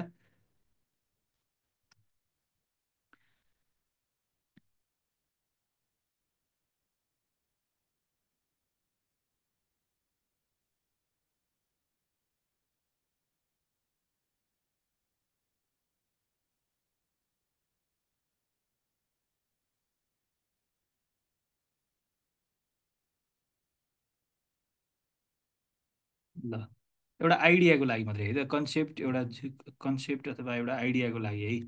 जस्तो कार्य विस्तृतीकरण प्रतिवेदन म यहाँहरूलाई सेयर गर्दैछु कि तपाईँहरूको अगाडि कार्य विस्तृतीकरण प्रतिवेदन छ कि यो नेपाल सरकारबाट स्वीकृत कार्य विस्तृतीकरण प्रतिवेदन हो कि खासमा है त। यो कार्य विस्तृतीकरण प्रतिवेदनमा के कुरा छ भन्दै हुन्, यसमा जस्तै परिचय भन्दै भन्दै गयो होइन। अनि यसले के भन्छ, जस्तो सङ्घ, प्रदेश, स्थानीय तहका एकल अधिकारहरू संविधानको क्रमशः अनुसूची 5, 6, 7, 8मा, त्यस्तै गरेर सङ्घ र प्रदेश स्थानीय तहका यी साझा चाहिँ अनुसूची 7 र 9मा छन् है। अनि यस्ता यस्ता कुराहरू गर्दै गर्दै गर्दै गर्दै गर्दै गर्दै गइसकेपछि है, यो कसरी बन्यो, के गर्यो, समूह कार्यदलहरू बने, यस्तो यो कुराहरू आउँदै आउँदै आउँदै अध्ययनको एउटा ढाँचा के यो रिसर्चको अथवा यो बनाउने प्रतिवेदनको एउटा ढाँचाहरूका कुराहरू खुल्दै खुल्दै खुल्दै खुल्दै गइसकेपछि अब जस्तो हामी स्किप गरौँ न ल। अब जस्तो कार्य विस्तृतीकरण प्रतिवेदनले के भन्यो, सङ्घको अधिकार, सङ्घको अधिकारमा त संविधानमा रक्षा र सेना भन्ने छोडिदियो। अनि यसको पनि फर्दर डिटेल के हो त नि, राष्ट्रिय एकता र भौगोलिक अखण्डताको रक्षा, त्यस्तै गरेर यी राष्ट्रिय सुरक्षा, त्यो भित्र पनि के त नि, यस्तो यस्तो कुरालाई हामी कार्य विस्तृतीकरण भन्छौँ है त। कार्य विस्तृतीकरण भनेको त्यस्तो रहेछ। अनि संविधान पछि यो कुरालाई डिटेल गर्नको लागि कार्य विस्तृतीकरण, अनि फेरि स्पेसिफिक स्थानीय तह अथवा स्थानीय सरकार सञ्चालन ऐन त अहिले हामीले भनि नै हाल्यौँ। जस्तो अब स्थानीय तहको अधिकार हेऱ्यौँ भने हामीले स्थानीय तहको अधिकार, शान्ति सुरक्षा, भन्नुहोस् है त, शान्ति सुरक्षा भन्छ यो होइन, प्रदेशको यो है, स्थानीय सुरक्षा, नगर प्रहरी, हामीले आइडिया बनाउनलाई हो। यत्रो यत्रो ठुलो डकुमेन्ट देखाएर तपाईँहरूलाई तर्साउनलाई होइन है। ल हेर्नुहोस् है त, गुठी व्यवस्थापन भन्छ नि, यो हो स्थानीय तहको। कल कारखाना उद्योग, यो त प्रदेशको हो त, प्रदेशभित्रको यो प्रदेशको हो। पक्नुहोस् है, पक्नुहोस्, एक प्रदेश, यो पनि प्रदेशको हो। चलचित्र सिनेमा, यो पनि प्रदेशकै हो। यो होला सङ्घ। सुकुम्बासी व्यवस्थापन त फेरि 9को साझा दियो भनेपछि अब यसपछि प्रदेश सङ्घको स्थानीय तहको राखेर हो। ल जस्तो हेर्नुहोस् न, अब नगर प्रहरी भन्यो संविधानमा यसले टाइटल बनाइदिएको छ संविधानको अधिकार सूचीको विषय त यो हो, नगर प्रहरी हो। अनि संविधानको अधिकार सूचीको विषयको विस्तृतीकरण चाहिँ यो हो। अब यो विस्तृतीकरण त संविधानमा त थिएन, तर यो कार्य विस्तृतीकरण प्रतिवेदनमा यो नेपाल सरकारबाट स्वीकृत हुन्छ, यस्तो कुरा छ। सहकारी संस्था थियो संविधानमा, सहकारी संस्था भइसकेपछि अब थप कुराहरू चाहिँ यता छ। एफएम सञ्चालन गर्ने थियो, कस्तो के भन्ने कुरा यता छ। हो, यो कार्य विस्तृतीकरण प्रतिवेदन भयो। यस्तै यो कार्य विस्तृतीकरण प्रतिवेदनमै भएका कुराहरू उल्लेख गरेको छ, यसले पनि अधिकार क्षेत्र अन्तर्गत चाहिँ है त अफकोर्स। तर अरू केही कुराहरू पनि गर्न यो ऐन चाहिँ स्वतन्त्र भयो हुनलाई, खासमा नयाँ कुरा ल्याउनलाई होइन कि यी कुराहरूलाई नै व्यवस्थित गर्न के संविधान र कार्य विस्तृतीकरण प्रतिवेदनलाई नै व्यवस्थित गर्नको लागि। यो त भयो स्थानीय तहको अधिकार सूची अन्तर्गतका विषय जुन स्थानीय सरकार सञ्चालन ऐनमा उल्लेख गरिएको छ। अब स्वास्थ्यभित्र के सङ्घीय प्रदेश स्तरीय लक्ष्य र मापदण्ड बमोजिम स्थानीय स्तरको स्वास्थ्य सम्बन्धी लक्ष्य र गुणस्तर निर्धारण गर्ने, जेनेरल हस्पिटल, नर्सिङ होम, निदान केन्द्र र अन्य स्वास्थ्य संस्थाहरूको क्लिनिक दर्ता, सञ्चालन अनुमति नियमन। स्वास्थ्य संस्थाहरू क्लिनिक दर्ताको लागि आयो भने त त्यो दर्ताको लागि अनुमति दिने अनि त्यसलाई रेगुलेट पनि गर्ने अधिकार त स्थानीय तहको रहेछ नि त। स्थानीय तहबाट कहिलेकाहीँ यस्तो अनुगमनहरू भनेर गर्न आउने भनेको त यस्तो अधिकारको कारणले गर्दाखेरि पो गर्ने रहेछ त। स्थानीय स्तरमा औषधिजन्य वनस्पति, जडीबुटी, अन्य औषधिजन्य वस्तुको उत्पादन गर्ने, प्रशोधन गर्ने, वितरण गर्ने यस्तो अधिकार पनि स्थानीय तहकै रहेछ। स्वास्थ्यमा त यो औषधिजन्य वनस्पतिको सम्बन्धमा हेर्ने अधिकार पनि स्थानीय तहको रहेछ। स्वास्थ्य बिमा, त्यस्तै गरेर स्वास्थ्य अन्तर्गत सामाजिक सुरक्षाका कार्यक्रमहरू हेर्ने पनि स्थानीय तहको अधिकार रहेछ।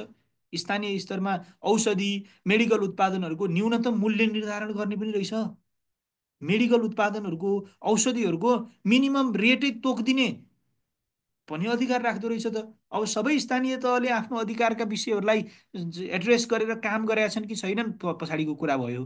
कुनै स्थानीय तहले केही काम गरिरहँदाखेरि अर्को स्थानीय तहमा त्यो बारे थाहै नभएको सम्म हुन्छ होइन। तर अधिकार क्षेत्रको हिसाबले यस्तो यस्तो रहेछ। स्थानीय स्तरमा औषधि, स्वास्थ्य उपकरणको खरिद गर्ने, भण्डारण गर्ने, स्थानीय स्तरमा स्वास्थ्य सूचना प्रणाली, हेल्थ म्यानेजमेन्ट इन्फर्मेसन सिस्टमै व्यवस्थित गर्ने, स्थानीय स्तरमा जनस्वास्थ्य निगरानी गर्ने, पब्लिक हेल्थ सर्वेलेन्स गर्ने।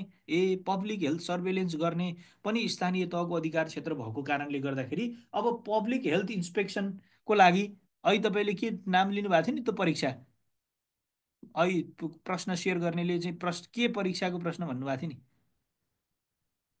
एसिस्टेन्ट हेल्थ इन्सपेक्सन समथिङ के समूहको भन्नुभएको थियो कि उहाँले। हो, स्थानीय तहमा पनि के भन्नुभएको थियो, कविराज भन्ने, कविराज भन्ने होइन, त्यसलाई के भन्छ अङ्ग्रेजीमा? अङ्ग्रेजीमा त अब एएएच भन्छ, असिस्टेन्ट हो आयुर्वेद असिस्टेन्ट हेल्थ वर्कर। त्यो चाहिँ आयुर्वेदसँग सम्बन्धित भयो कविराज भनेको है त। अहिले भनेको थियौँ नि त हामीले, आयुर्वेदको विषय पनि स्थानीय तहले पनि माग्न सक्छ। त्यही विषय चाहिँ त्यही परीक्षा तपाईँको स्थानीयको थियो कि प्रदेशको थियो? त्यो प्रदेशको हो सर, प्रदेशको थियो। तर स्थानीय तहले पनि आफ्नो अधिकार क्षेत्र अन्तर्गत त्यस प्रकार कर्मचारी चाहिँ माग्न सक्ने भयो है त, व्यवस्थापन गर्न सक्ने भयो। स्थानीय सेवा व्यवस्थापन पनि स्थानीय तहको अधिकारको विषयहरू हुन्। आयुर्वेदिक, युनानी, आम्ची, होमियोप्याथिक, प्राकृतिक, कहिलेकाहीँ यस्तै टर्मिनोलोजीबाट पनि क्वेसन सोधिदिन्छ, ओहो म त हेल्थकै मान्छे, हेल्थकै क्वेसन बिगारेँ भन्ने पनि हुन्छ है त। यी शब्दहरू के आम्चीबाटै क्वेसन सोधिदिन सक्छ नि त है। होमियोप्याथी तलका मध्ये के चाहिँ होइन सोधिदिन सक्छ नि त। साना साना कुराहरूबाट पनि प्रश्नहरू बन्न सक्छन्। सामान्य ज्ञान हामीले राख्नुपर्छ है त। विद्युत, खानेपानी, सिँचाइ जस्ता कुराहरू, सेवा शुल्क, यस्ता यस्ता कुराहरू पनि स्थानीय तहको अधिकारका विषयहरू हुन्, जसलाई हामीले सरसर्ती के छ त स्थानीय सरकार सञ्चालन ऐनमा यी कुराहरू कसरी उल्लेख भएको छ त भनेर सरसर्ती मात्रै स्क्रोल मात्रै गरेर अहिले हेऱ्यौँ। यसको आधारमा तपाईँहरूलाई एउटा टास्क छ। एउटा टास्क के छ भने यो अहिले हामीले जसरी स्क्रोल गरेर स्थानीय सरकार सञ्चालन ऐन, अब त इन्टरनेटमा खोज्ने भेट्टाउने कुराहरू सिकाउनु पर्दैन मैले तपाईँहरूलाई। स्थानीय सरकार सञ्चालन ऐन पाठ्यक्रममा छ। नेपालीमा लेख्न आउँदैन, नेपालीमा सिक्न पर्यो। अहिलेबाट नेपालीमा कम्प्युटरहरूमा टाइप गर्न आउँदैन, त्यस्ता कुरा नि प्र्याक्टिस गर्दै जान पर्यो। एकदमै ठुलो गहना चाहिन्छ। भोलि प्र्याक्टिकल सेसनहरूमा पनि चाहिन्छ है त। कम्प्युटर टेस्टहरू पनि हुन्छ, विषयवस्तु हेरेर तपाईँहरूको पाठ्यक्रम अथवा कुनैमा चाहिने कुनैमा नचाहिने पनि हुन्छ, तर लाइफ लङ चाहिन्छ नेपाली इङ्ग्लिस टाइपिङहरू। कम्प्युटरमा नहेरिकन एउटा चाहिँ भनौँ न पर्फर्मेन्स राम्रो गर्ने गरेर कमाहरू फुल स्टपहरूदेखि लिएर चाहिँ अरू अक्षरहरू क ख ग घ सबै अहिलेबाट प्र्याक्टिस गर्दै जानुपर्छ कम्प्युटरमा टाइप गर्न अर्न। मोबाइल फोनमा पनि हामी नेपालीमा च्याटमा मेसेज लेख्ने अर्ने बानी परेका छौँ भने मोबाइल फोनमा पनि हामी खोजेर लेख्न सक्छौँ नेपाली अक्षरहरू, जसबाट हामीले स्थानीय सरकार सञ्चालन ऐन भन्ने बित्तिकै हामीले त्यो ऐन डाउनलोडेबल भेट्टाइहाल्छौँ। अनि त्यो ऐनमा गएर सरसर्ती यसै गरी स्क्रोल गर्ने, विशेष गरी स्थानीय तहका यस्ता अधिकार जुन अहिले हामीले चाहिँ अलि बढी स्किप गरिरहेछौँ, मतलब सर हेरेर छोडेका छौँ, यी कुराहरूलाई तपाईँहरूले फेरि एकचोटि रिपिट गर्ने। स्थानीय तहको भूमि सम्बन्धमा कस्ता कस्ता कुराहरू छन्, अर्को चाहिँ कृषि सम्बन्धमा के रहेछ, स्वास्थ्य सम्बन्धमा के रहेछ भन्दै भन्दै छोटोमा 20 मिनट 25 मिनटको समयमा हामीले एउटा सर्लक्क नयाँ कुरा जानिहाल्छौँ। स्थानीय तहको अधिकार हेर्छु म, 20 मिनटमा यो हेरेर भ्याउँछु अनि अर्कोमा जम्प गरौँला, सकिन्छ। त्यसरी त्यसरी चाहिँ पनि आफूले पढ्ने। मैले अहिले पढाएर सुनाएर भट्याएर सबै यो कुरा चर्को चर्को गरेर मात्रै पनि सोल्युसन आउँदैन। तपाईँहरूले सबै कुरा जान्नको लागि टिचर स्टुडेन्ट इन्टरेक्सन भनेकै मैले यहाँहरूलाई गर्नु होला भनेको टास्क गर्ने पनि हो। प्रतिस्पर्धी परीक्षाको लागि यो जरुरी छ। तपाईँहरूले चाहिँ यो सरले त हामीलाई पढाउने भनेको थियो, इन्स्टिच्युटले पनि हामीलाई यो सबै कुराहरू कभर हुन्छ तपाईँको भनेको थियो, सरले त फेरि यस्तो स्क्रोल गर्दै छोड्दै छोड्दै जानुभएको छ, कसरी कभरेज भयो त? त्यस्तो नसोच्नु होला। तपाईँहरूलाई चाहिने कुरा दिनलाई हामीले कन्जुसाइ गरेको कम्प्रोमाइज गरेको चाहिँ होइन यो भनिरहँदाखेरि, है त।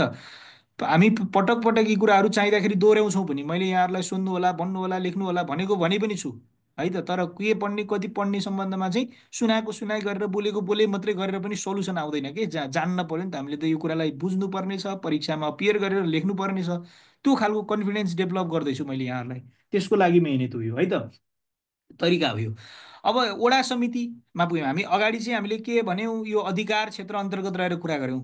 यहाँ माथि उपदफा 1 र 3 मा उल्लेखित अधिकारका अतिरिक्त अरू अधिकार यस्ता हुन्छन् भनेर लेख्यो। फेरि हेर्नुहोस् न, अब भूमिमा के हुन्छ, भूमि सम्बन्धी सङ्घ प्रदेश कानुनको अधीनमा रहेर स्थानीय स्तरको भू उपयोग नीति नै बनाउने, योजना कार्यक्रम तर्जुमा कार्यान्वयन गर्ने, है त। भूमि सम्बन्धी यस्तो रहेछ, स्थानीय सरकार सञ्चालन ऐनले यस्तो भनेर छ भूमि सम्बन्धमा। अरू जग्गाको एकीकरण, जग्गा बस्ती विकास, एकीकृत बस्ती विकास, यी कुराहरू पनि व्यवस्थित गर्ने स्थानीय तहको अधिकार अन्तर्गत रहेछ। स्थानीय स्तरमा अव्यवस्थित बसोबासलाई व्यवस्थापन गर्ने, सुकुम्बासीहरू लगायत सुन्नुहुन्छ नि त यहाँले, अव्यवस्थित बसोबास व्यवस्थापन गर्नको लागि स्थानीय तहले गरेको प्रयासहरू लगायत हेर्नुभयो नि तपाईँहरूले। बस्ती बसोबास व्यवस्थापन गर्ने सम्बन्धमा पनि स्थानीय तहको यस्तो अधिकार रहेछ। सञ्चार अन्तर्गत यस्तो, यातायात अन्तर्गत अरू थप यस्तो, जस्तो यातायात अन्तर्गत स्थानीय बस, ट्रली बस, ट्राम जस्ता मध्यम क्षमताका मास ट्रान्जिट प्रणालीको नीति मापदण्ड योजना कार्यान्वयन अनुगमन नियमन गर्ने। यातायात सेवा अन्तर्गत यस्तो अधिकार छोडेर छ भनेपछि हाम्रो स्थानीय तहमा ट्रली बस चलाउने कि मोनोरेल ल्याउने कि, है त। स्थानीय स्तरको छुट्टै बसहरू तपाईँहरूले कतिपय ठाउँमा अभ्यासमा देख्न पनि सक्नुहुन्छ, कुनै स्थानीय तहले बसै चलाइरहेछन्। आफ्ना स्थानीय तहका बासिन्दालाई अथवा त्यो क्षेत्रमा आउने नयाँ बाहिरबाट आउने मान्छेलाई पनि सुविधा हुने गरेर स्थानीय बसहरू पनि अपरेट गरिरहेछन्, स्थानीय तहले गरिरहेछन्। न्यूनतम कस्ट लिने, 50 रुपियाँ भाडा थियो भने स्थानीय तहले त्यसरी बस चलाउँदाखेरि 40 गरिदिने, अथवा भाडै छुट हुन पनि परेन, सुविधा सम्पन्न बसहरू उपलब्ध गराउने, 50 नै भाडा लिने, होइन। पहिला एउटा मात्रै बस चल्थ्यो, कति बेला आउँथ्यो के गर्थ्यो मतलबै हुन्थेन। अहिले अब गाउँ गाउँमा पनि त्यसरी स्थानीय तहले, सबैले होइन, आफ्नो अधिकार, मैले भने नि त, आफ्नो अधिकार क्षेत्रमा भएका विषयहरूलाई आफ्नो स्थानीय तहले आफ्नो आवश्यकता, आफ्नो प्राथमिकताका आधारमा यसरी अभ्यास गर्दै आएको छन्। स्थानीय बस, ट्रली बस पनि चलाउन सकिने, ट्राम चलाउन सकिने, है त। मोनोरेलहरू मास ट्रान्जिट क्षमता भनेको के, मास ट्रान्जिट प्रणाली भनेको, मास ट्रान्जिट भन्ने बित्तिकै मास एकैचोटिमा धेरै लाग्यो। म एउटा गाडी किन्छु, एकजना अड्छु म, अथवा 2 जना 3 जना हामी अड्छौँ। एउटा ठुलो गाडीले बाटोमा कति जाम गराउँछ, कति धुवा फाल्छ, कति खर्चिलो हुन्छ, पार्किङमा कति त्यसले स्पेस लिन्छ। तर मैले चाहिँ अर्को चाहिँ सुलभ तरिकाले मास ट्रान्सपोर्टेसन पाएँ भने, रेल जस्तो अथवा बस हो भने पनि राम्रो सिट पाउने ठुलो बस हो भने तपाईँ हामी सबैलाई त्यसले कति सुविधा दिन्थ्यो, कति गुणस्तरीय हुन्थ्यो हाम्रो ट्राभल। हामीले प्राइभेट भेहिकल पनि चढ्न पर्थेन, जसले गर्दा हामी विदेशबाट त्यस्तो महँगोमा भेहिकल ल्याएर महँगो तेल हालेर चढ्ने, नेपालको सबै पैसा विदेश गइरहेछ भन्ने नै हुन्थेन। हामीलाई त्यस्तो गाडी नै चाहिँदैन। एउटा ठुलो गाडी लिएर आएपछि एउटै गाडीमा हामी 100जना 200जना अट्न सक्यौँ भने त त्यसले हाम्रो के हुन्थ्यो, एक हिसाबले हाम्रो लिभिङको गुणस्तरै बढेर जान्थ्यो। अन टाइम त्यो गाडी पुग्थ्यो, जाम हुन्थेन, बाटो त्यही अनुसार हामीले गर्न सक्थ्यौँ। यता गाडीमा इन्धनमा लगाएको खर्च चाहिँ हामी यता बाटोलाई पिच गर्न खर्च गर्न सक्थ्यौँ, है त। हो, यो बारे आफ्नो स्थानीय तहको सम्बन्धमा यस्ता बारे सोच्ने पनि स्थानीय तहको अधिकार क्षेत्रमा रहेछ। यस्तरी यस्तरी चाहिँ हामी विषयहरू बुझ्दै बुझ्दै जान्छौँ। अब हामी वडा समितिले के काम गर्छ, वडा समिति वडा स्तरको यो समिति हो। वडा समिति भनिसकिन्छ नि, स्थानीय तहको वडा समिति हो। अब स्थानीय तहको वडा समितिले स्थानीय तहको वडा समितिले वडाभित्रको योजनाको बारेमा हेर्छ।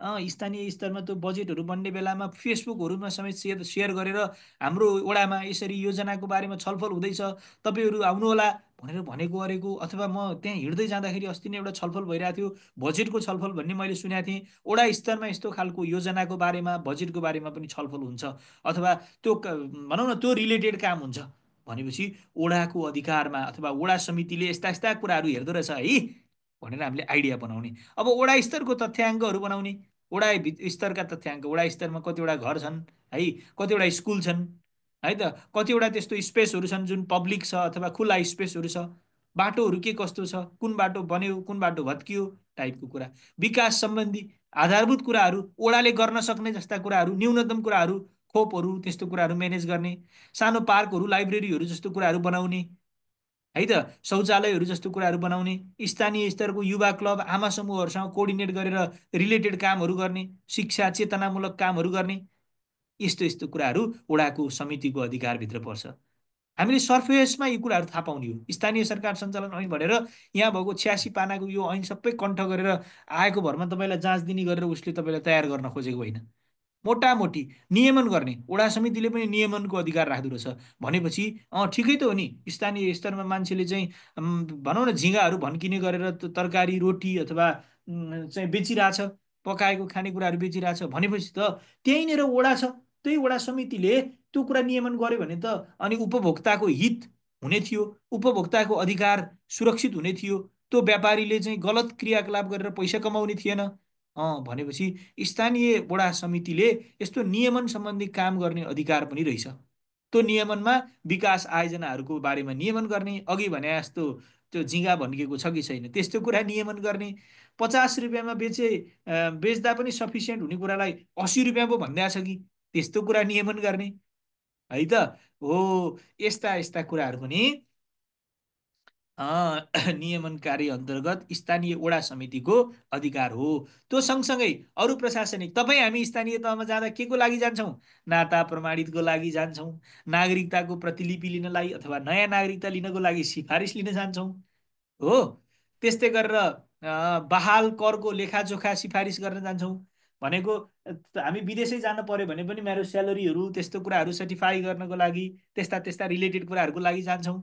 जन्म मितिहरू जस्ता कुराहरू प्रमाणित गर्न जान्छौँ। मोही लगत कट्टाको सिफारिस गर्ने भनेको यस्ता स्थानीय वडा स्तरमा हुने कामहरू, वडामा गएर हामीले पाउने जस्ता कामहरू, यो काम गर्नको लागि म वडामा गएको, यस्ता यस्ता नाता प्रमाणितहरूका कुराहरू, है त, नाता प्रमाणितका कुराहरू, विवाह दर्ता लगायत यस्ता यस्ता कुराहरू, जन्म दर्ता, विवाह दर्ता, यस्ता कुराहरूको लागि हामी वडामा जाने भएपछि वडाले यस्तो काम गर्दो रहेछ भनेर हामी बुझ्दछौँ, है त। अब वडाको कुरा थियो, सिङ्गो स्थानीय तहको कुरा माथि आइसकेको थियो, वडा लेभलको कुरा पनि आयो, अरू रिलेटेड कुराहरू पनि आउला। अब यिनै कामहरूको सम्बन्धमा कसरी के भन्ने आउला। अब न्यूनतम दर रेट भन्छ, न्यूनतम दर रेट तोक्ने, आफ्नो स्थानीय तहभित्र न्यूनतम दर रेट तोक्ने। दर रेट तोक्ने भनेको विशेष गरी कस्तो हो भन्दाखेरि अब निर्माण कार्यहरू, डिपिआरहरू, यस्तो कन्स्ट्रक्सनका कुराहरू यस्तो गर्नको लागि कति त नि कस्ट कति लाग्ने हो त नि भनेर इस्टिमेट गर्नको लागि अनुमानको भरमा कस्ट त राख्ने होइन। सिमेन्टलाई 500 पर्छ, अर्को चाहिँ गिटीलाई यति पर्छ, अर्को रोडालाई यति पर्छ, इट्टालाई यति पर्छ, ज्यालाको लागि लेबरलाई यति दिनुपर्छ, त्यो सबैको आधारमा चाहिँ डिपिआरहरू अथवा प्रोजेक्ट कस्ट इस्टिमेट हुने हो के अरे।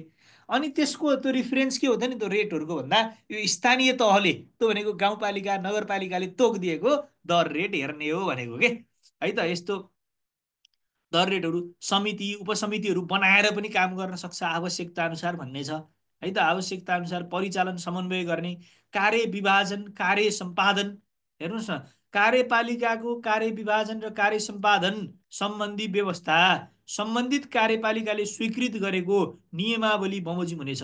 स्थानीय प्रदेश सङ्घ सबैको आफ्नै छुट्टै एउटा कार्य विभाजन तथा कार्य सम्पादन नियमावली पनि हुन्छ। हामीले फेरि यो बारेमा अरू अरू जान्नु त छैन, मात्रै छुट्टै एउटा नियमावली हुन्छ भनेको छ। ठिकै छ, फेरि एउटा नियमावली हुन्छ है त। यो कार्य विभाजनको नियमावली हो, यो स्थानीय सरकार सञ्चालन ऐनको नियमावली होइन कि कार्य विभाजन र कार्य सम्पादन सम्बन्धी नियमावली त्यस्तो हुँदो रहेछ। अनि यो नियमावलीमा अध्यक्ष, प्रमुख, उपाध्यक्ष, उपप्रमुख, वडाध्यक्ष सदस्यको काम कर्तव्य अधिकार पनि उल्लेख गरेको हुनुपर्दो रहेछ। त्यस्तो नियमावली तयार गरिसकेपछि यसलाई चाहिँ प्रदेश सरकारलाई, नेपाल सरकारलाई पनि पठाउनु पर्दो रहेछ। अनि प्रदेश सरकार, नेपाल सरकारले यो स्थानीय तहको यस्तो रहेछ है भनेर पनि हेर्न सकुन्, त्यही अनुसार भोलि केही रिलेटेड कामहरू गर्न सकुन्। अब अध्यक्ष प्रमुखले कस्ता काम गर्ने हेरौँ न। अब अध्यक्ष प्रमुखको कामहरू चाहिँ यो नियमावलीमा तोक्ने भनेको छ, तर आधारभूत कुरा यसले फेरि गाइड गरिदिएको छ। अध्यक्ष प्रमुखले कस्ता काम गर्ने, स्थानीय सरकार सञ्चालन ऐनले अध्यक्षको प्रमुखको कामबारे पनि तोकिदिएको छ। जस्तो हामी 2-4वटा उसका कामहरू जानौँ। सभाको कार्यपालिकाको, कार्यपालिका भन्ने बित्तिकै यो सरकार, यो कार्यपालिका, व्यवस्थापिका, न्यायपालिका है त। को लुम्बिनीमा नयाँ तर पनि हामी बुझिहाल्यौँ। कार्यपालिका, व्यवस्थापिका, न्यायपालिका। एउटा कार्यपालिका सरकार भनेर बुझिने, सभा यो व्यवस्थापिका हो, कानुन बनाउने, ऐन बनाउने, न्यायपालिका छुट्टै छ। हाम्रो देशको कुरा गर्यो भने त 3 तहको छुट्टा छुट्टै कार्यपालिका पनि छ, 3 तहको छुट्टा छुट्टै व्यवस्थापिका पनि छ। तर न्यायपालिका 3 तहको छुट्टा छुट्टै छैन। हामी न्यायपालिकालाई चाहिँ एकीकृत भन्छौँ। सर्वोच्च अदालत, उच्च अदालत, जिल्ला अदालत, यी उच्च अदालत प्रदेश प्रदेशमा छ, तर यो प्रदेशको छुट्टै भनेको होइन। उच्च अदालत, सर्वोच्च अदालत, जिल्ला अदालत, स्थानीय स्तरमा पनि न्यायिक समितिहरू पनि छ। तर संहिता अनुसार जसरी जसरी सरकारै अथवा चाहिँ जसरी व्यवस्थापिका नै नयाँ भनौँ न, हरेक स्थानीय तहको, हरेक प्रदेशको, हरेक सङ्घको अथवा सङ्घको छुट्टा छुट्टै भयो, न्यायपालिकालाई हामी त्यसरी छुट्टा छुट्टै भन्दैनौँ। न्यायपालिकालाई हामी एकीकृत भन्छौँ, एउटै हो भन्छौँ। याद गर्नु होला है, जिकेमा पनि चाहिने कुरा हो। अब यो अध्यक्षले के काम गर्ने, सभा बोलाउने। यहाँहरू गफ गर्नु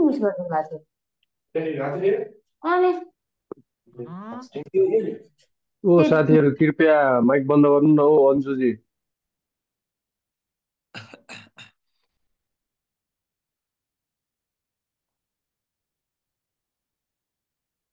ओके सर, कन्टिन्यू। अध्यक्षले के काम गर्ने, सभा बोलाउने, कार्यपालिकाको बैठक बोलाउने, त्यसको अध्यक्षता गर्ने, नो डाउट। सभा कार्यपालिकाको बैठकमा बैठकको कार्यसूचीहरू के हो त, आज हामीले गफ गर्ने एजेन्डाहरू जस्तो कुरा के हो त गफ गर्ने, त्यो कुरा पेश गर्ने, छलफल गराउने। ठिक छ, सभाको बैठक बोलाउने त भयो भयो, सभाको अधिवेशनै भन्छ के। यो भनेको हिउँदे अधिवेशन, बर्खे अधिवेशन भनेको जस्तो यहाँले याद गर्नु भएको छ भने, ल अब हाम्रो यो अधिवेशन सुरु भयो, अबदेखि हाम्रो सभा सुरु हुन्छ है। तपाईँहरू 15-20 दिन आफ्ना स्थानीय स्तरमा आफ्नो ठाउँहरूमा पुग्नु भएको थियो होला, मतलब आफ्नो गाउँमा गएर, आफ्नो वडामा गएर बस्नु भएको थियो होला। अब चाहिँ हामी सभा गर्छौँ, तपाईँहरू गाउँपालिका केन्द्रमा आउनु होला। हामी कहाँ त स्थानीय तहको भूगोल लगायतको हिसाबले गर्दाखेरि पनि ठुला ठुला अथवा फरक फरक जटिल भूगोलहरू भएका ठाउँहरू पनि छन् त। अनि स्थानीय तहको सभामा अथवा स्थानीय तहका भनौँ न कार्यपालिकाका सदस्य अथवा हामीले जिताएर भोट गरेर पठाएका मान्छे सबै सदरमुकामका त हुँदैनन्। उनीहरू पनि आफ्नो विकासका आवश्यकताहरू, स्थानीय स्तरको विकासको लागि गाउँ गाउँमा पुगिरहेको हुन्छन् कामहरू लिएर। अब एकमुष्टमा अब यो अधिवेशन सुरु हुन्छ भनेर यसरी आह्वान गरेपछि फेरि उनीहरू त अधिवेशनको लागि चाहिँ सदरमुकाम आउने भनेको एउटा आइडिया वाइज है। विशेष गरी यो प्रदेश सङ्घमा पनि त्यस्तै हुन्छ। सभा कार्यपालिकाको निर्णय कार्यान्वयन गराउने, कार्यपालिकाको दैनिक कार्यको नियन्त्रण, रेखदेख, सामान्य चाहिँ निगरानी गर्ने। उपाध्यक्ष, उपप्रमुख, कार्यपालिकाका सदस्य, प्रमुख प्रशासकीय अधिकृतलाई काजमा खटाउने है त। अब वडा समितिबाट सम्पादन हुने सिफारिस तथा प्रमाणित हुने विषय बाहेक प्रचलित नेपाल कानुन बमोजिम स्थानीय तहबाट गर्नुपर्ने प्रमाणित सिफारिस गर्ने। जस्तो नागरिकता चाहिँ मैले वडाबाट सिफारिस लिएर गएँ, वडाबाट सिफारिस मात्रै लिएर गएर उदाहरण बनाएको छु है मैले। वडाबाट मात्रै सिफारिस लिएर जाँदा नागरिकता बनाउने जिल्ला प्रशासन कार्यालयले त्यो नगरिदिन सक्ला, उदाहरण मात्रै हो, मलाई थाहा छैन है, मैले नागरिकता नल्याए धेरै भइसक्यो। अनि अब नागरिकता वडाबाट सिफारिस लिएर गएर अनि नगरपालिकाको कार्यालय अथवा गाउँपालिकाको कार्यालयबाट त्यो कुरा गर्ने फेरि थप सिफारिस के मतलब अर्को एउटा पर्टिकुलर सिफारिस गर्ने अथवा त्यसलाई प्रमाणित गरेर अनि बल्ल जिल्ला प्रशासन कार्यालय जाने हुन सक्ला अथवा कुनै कुरा गाउँ वडाबाट हुँदै नहुने हुन सक्ला वडाको अधिकारमा नपरेर वडाले गर्न नसक्ने नै हुनसक्छ त्यस्तो बेलामा नगरपालिकाले गर्ने हुनसक्छ त्यस्ता विषयहरूमा यस्तो प्रमाणित यस्ता यस्ता कुराहरू चाहिँ अध्यक्षले गर्ने यस्तो सबै हिसाबले अध्यक्षले के गर्ने एउटा आइडिया दिएको उपाध्यक्षले के गर्ने महत्त्वपूर्ण कुरा धेरै कुराका अलावा एउटा न्यायिक समिति सम्झिनु होला एउटा एउटा अनुगमन मूल्याङ्कन सम्झिनु होला है त अफकोर्स कामहरू यस्तै मिल्लाजुल्ला हुन्छन् उनलाई तर अलिक स्पेसिफाई नै गरेको न्यायिक समितिको चाहिँ संयोजकै हुने न्यायिक समितिको संयोजक को हुन्छ भन्यो भने संयोजक भनेको त सुपर अथवा ठुलो हो नि त त्यहाँ न्यायिक समितिको सबैभन्दा भनौँ न उच्चतम मान्छे हो के अरे जिम्मेवारी हो के अरे न्यायिक समितिको संयोजन उपाध्यक्ष अथवा उपप्रमुखको हुन्छ त्यस्तै गरेर योजना अनुगमन यो कार्यक्रमहरूको अनुगमन नियन्त्रण गर्ने सम्बन्धमा महत्त्वपूर्ण जिम्मेवारी अथवा भनौँ न सर्वोच्च जिम्मेवारी पनि उपाध्यक्ष अथवा उपप्रमुखको हुन्छ र र र बजेट प्रस्तुत गर्ने पनि उहाँकै जिम्मेवारी हुन्छ है बजेट प्रस्तुत गर्ने पनि उहाँको जिम्मेवारी हुन्छ त्यो कुरा यसमै चाहिँ उल्लेख गरेर रहेछ है त व्यवहार त पनि हो अथवा अरू कानुनले त्यसलाई इलाबोरेट गर्छ यसो गरौँ है भन्नुहोस् है त्यतिको दुईटा कुरा चाहिँ याद गर्नु होला है न्यायिक समिति अनि अनुगमन मूल्याङ्कन त्यो जिम्मेवारी कसको हुन्छ अरे ए यसो भनौँ है बजेटको सम्बन्धमा हामी अध्यक्षकै भनौँ ल वार्षिक कार्यक्रम तथा बजेट तयार गरी सभामा पेश गराउने जिम्मेवारी चाहिँ अध्यक्षकै हो है अध्यक्षले चाहिँ यस्तो अधिकार प्रत्यायोजन गर्यो भने मात्रै उपाध्यक्षले गर्ने उपाध्यक्षले गरेको याद गरिरहेको थिएँ र म झुक्केछु है जे होस् सर हाम्रो यो गाउँपालिकामा एफएम सञ्चालनमै छौँ सर यो स्क्रिन सेयर नभएको हो कि ए हो र अहिले होइन सर यो 3 नम्बरको एफएम सञ्चालन भन्ने चाहिँ छ सर ए हो त्यसपछि मैले सार्न बिर्सेको छु नि त ल ठिक छ गाउँपालिका नगरपालिकाका अध्यक्षले के काम गर्छन् भन्ने बारे हामीले सरसर्ती हेऱ्यौँ है अध्यक्ष वा प्रमुखको कामबारे पनि हामीले हेऱ्यौँ अब उपाध्यक्षको काम हेरि अध्यक्षको काम भनेको बजेट प्रस्तुत गर्ने पनि रहेछ है त बजेटहरूको के अरे छलफलहरूको लागि डाक्ने बोलाउने छलफलहरूको कार्यसूची निर्धारण गर्ने जस्ता कुराहरू पनि रहेछ त्यही कुरा नगर के अरे उपप्रमुख उपाध्यक्षकोमा आयो भने न्यायिक समितिको संयोजक हुने कुरा रहेछ अनुगमन मूल्याङ्कन समिति संयोजकको सम्बन्धी समितिको संयोजक हुने रहेछ यस्ता यस्ता कुरा उपाध्यक्षको अथवा उपप्रमुखको अधिकारमा पर्दो रहेछ त्यस्तै गरेर वडाध्यक्षको अधिकार वडाध्यक्षले के गर्ने त्यस्तै गरेर कार्यपालिकाका सदस्यले के गर्ने यस्ता कुराहरू पनि यो स्थानीय सरकार सञ्चालन ऐनमा डिफाइन गरिएको छ है त जस्तो वडाध्यक्षले के काम गर्ने त नि वडाध्यक्षले वडा समितिको अध्यक्ष हुन्छ वडाध्यक्ष वडा समितिको बैठकहरूको व्यवस्थापन गर्नको लागि पनि ऊ जिम्मेवार हुन्छ वडा समितिका सदस्यहरूलाई इन्गेज गराउन काममा इन्गेज गराउन पनि ऊ जिम्मेवार हुन्छ वडाको सम्बन्धमा वडाको योजना वडाको बजेट वडाको विकासबारे सोच्ने त्यो रिलेटेड काम गर्ने जिम्मेवारी पनि हुन्छ ठिक छ वडाबाट गर्ने सिफारिसहरू अथवा वडालेबाट हुने प्रशासनिक कामहरू गर्ने सम्बन्धमा पनि ऊ जिम्मेवार हुन्छ त्यो भनिरहँदाखेरि सबै प्रशासनिक काममा ऊ जिम्मेवार हुने पनि होइन हुनलाई कतिपय जस्तो वडामा वडा सचिव भन्ने हुन्छ त्यो भनेको चाहिँ कर्मचारी हो स्थानीय सरकारको अथवा भनौँ न प्रदेश सरकारबाट चाहिँ स्थानीय तहको कर्मचारी हुन्छ वडा सचिव उसले पनि काम गर्छ उसले काम गरिरहँदाखेरि पनि वडा अध्यक्षबाट तपाईँले यस्ता यस्ता काम गर्ने भनेर उसलाई प्रत्यायोजित गरिएका अथवा कानुनले नै उसलाई दिएका अधिकारहरूमा रहेर उसले काम गर्ने हो समग्रमा वडा अध्यक्ष भनेपछि वडाको सम्पूर्ण कामको अभिभावक जस्तो भएको नाताले गर्दाखेरि वडामा हुने कामहरूसँग वडा अध्यक्ष जोडेर हामी भन्न सक्ने भयौँ त्यस्तै गरेर कार्यपालिकाका सदस्यहरूको काम के हुन्छ अफकोर्स कार्यपालिका बैठकमा भाग लिने हुन्छ त्यो भनेको त्यहाँ रिलेटेड इनपुटहरू दिने हुन्छ है त र सम्बन्धित विषयहरू हुन्छ त्यो भनेको म आउन्न भन्यो भने 7 दिनभन्दा बढी समय गाउँपालिका नगरपालिकामा अनुपस्थित हुने भएमा अध्यक्ष प्रमुखलाई जानकारी गराउने त्यो स्वाभाविकै हो त्यो कुरा कण्ठ जान्नै पर्दैन हामीले कण्ठ गर्नै पर्दैन भन्ने खबर गर्ने भनेको है त। बैठक निर्णय, कार्यपालिकाको बैठक कम्तीमा महिनाको एकपटक बस्छ। याद गर्नु होला, स्थानीय तहको कार्यपालिकाको बैठक कम्तीमा 1 महिनामा एकचोटि बस्दो रहेछ है त। अनि त्यो बैठकको गणपूरक सङ्ख्या भन्छ, त्यो चाहिँ 50% हुन पर्दो रहेछ। भनेको जम्मा जम्मी सदस्यमा एटलिस्ट 51% अथवा मोर देन 50% सहभागी भयो भने चाहिँ त्यसलाई गणपूरक सङ्ख्या मानिदो रहेछ है। यस्ता यस्ता कुराहरू पनि छन्। यी विषयहरूको आधारमा तपाईँहरूले स्थानीय सरकार सञ्चालन ऐनबारे एकचोटि सरसर्ती हेर्नुहोला। सर फोनमा डाउनलोड गरेर कम्प्युटरमा डाउनलोड गरेर हेर्नुहोला है। मैले धेरै बोलिरहेर मात्रै पनि सोल्युसन निक्लिँदैन, मैले पटक पटक यहाँहरूलाई भन्ने गरेको छु। यहाँहरूले सर हेर्नुहोला, म कमिङ डेमा यो कुरालाई कन्क्लुड गराउँला है।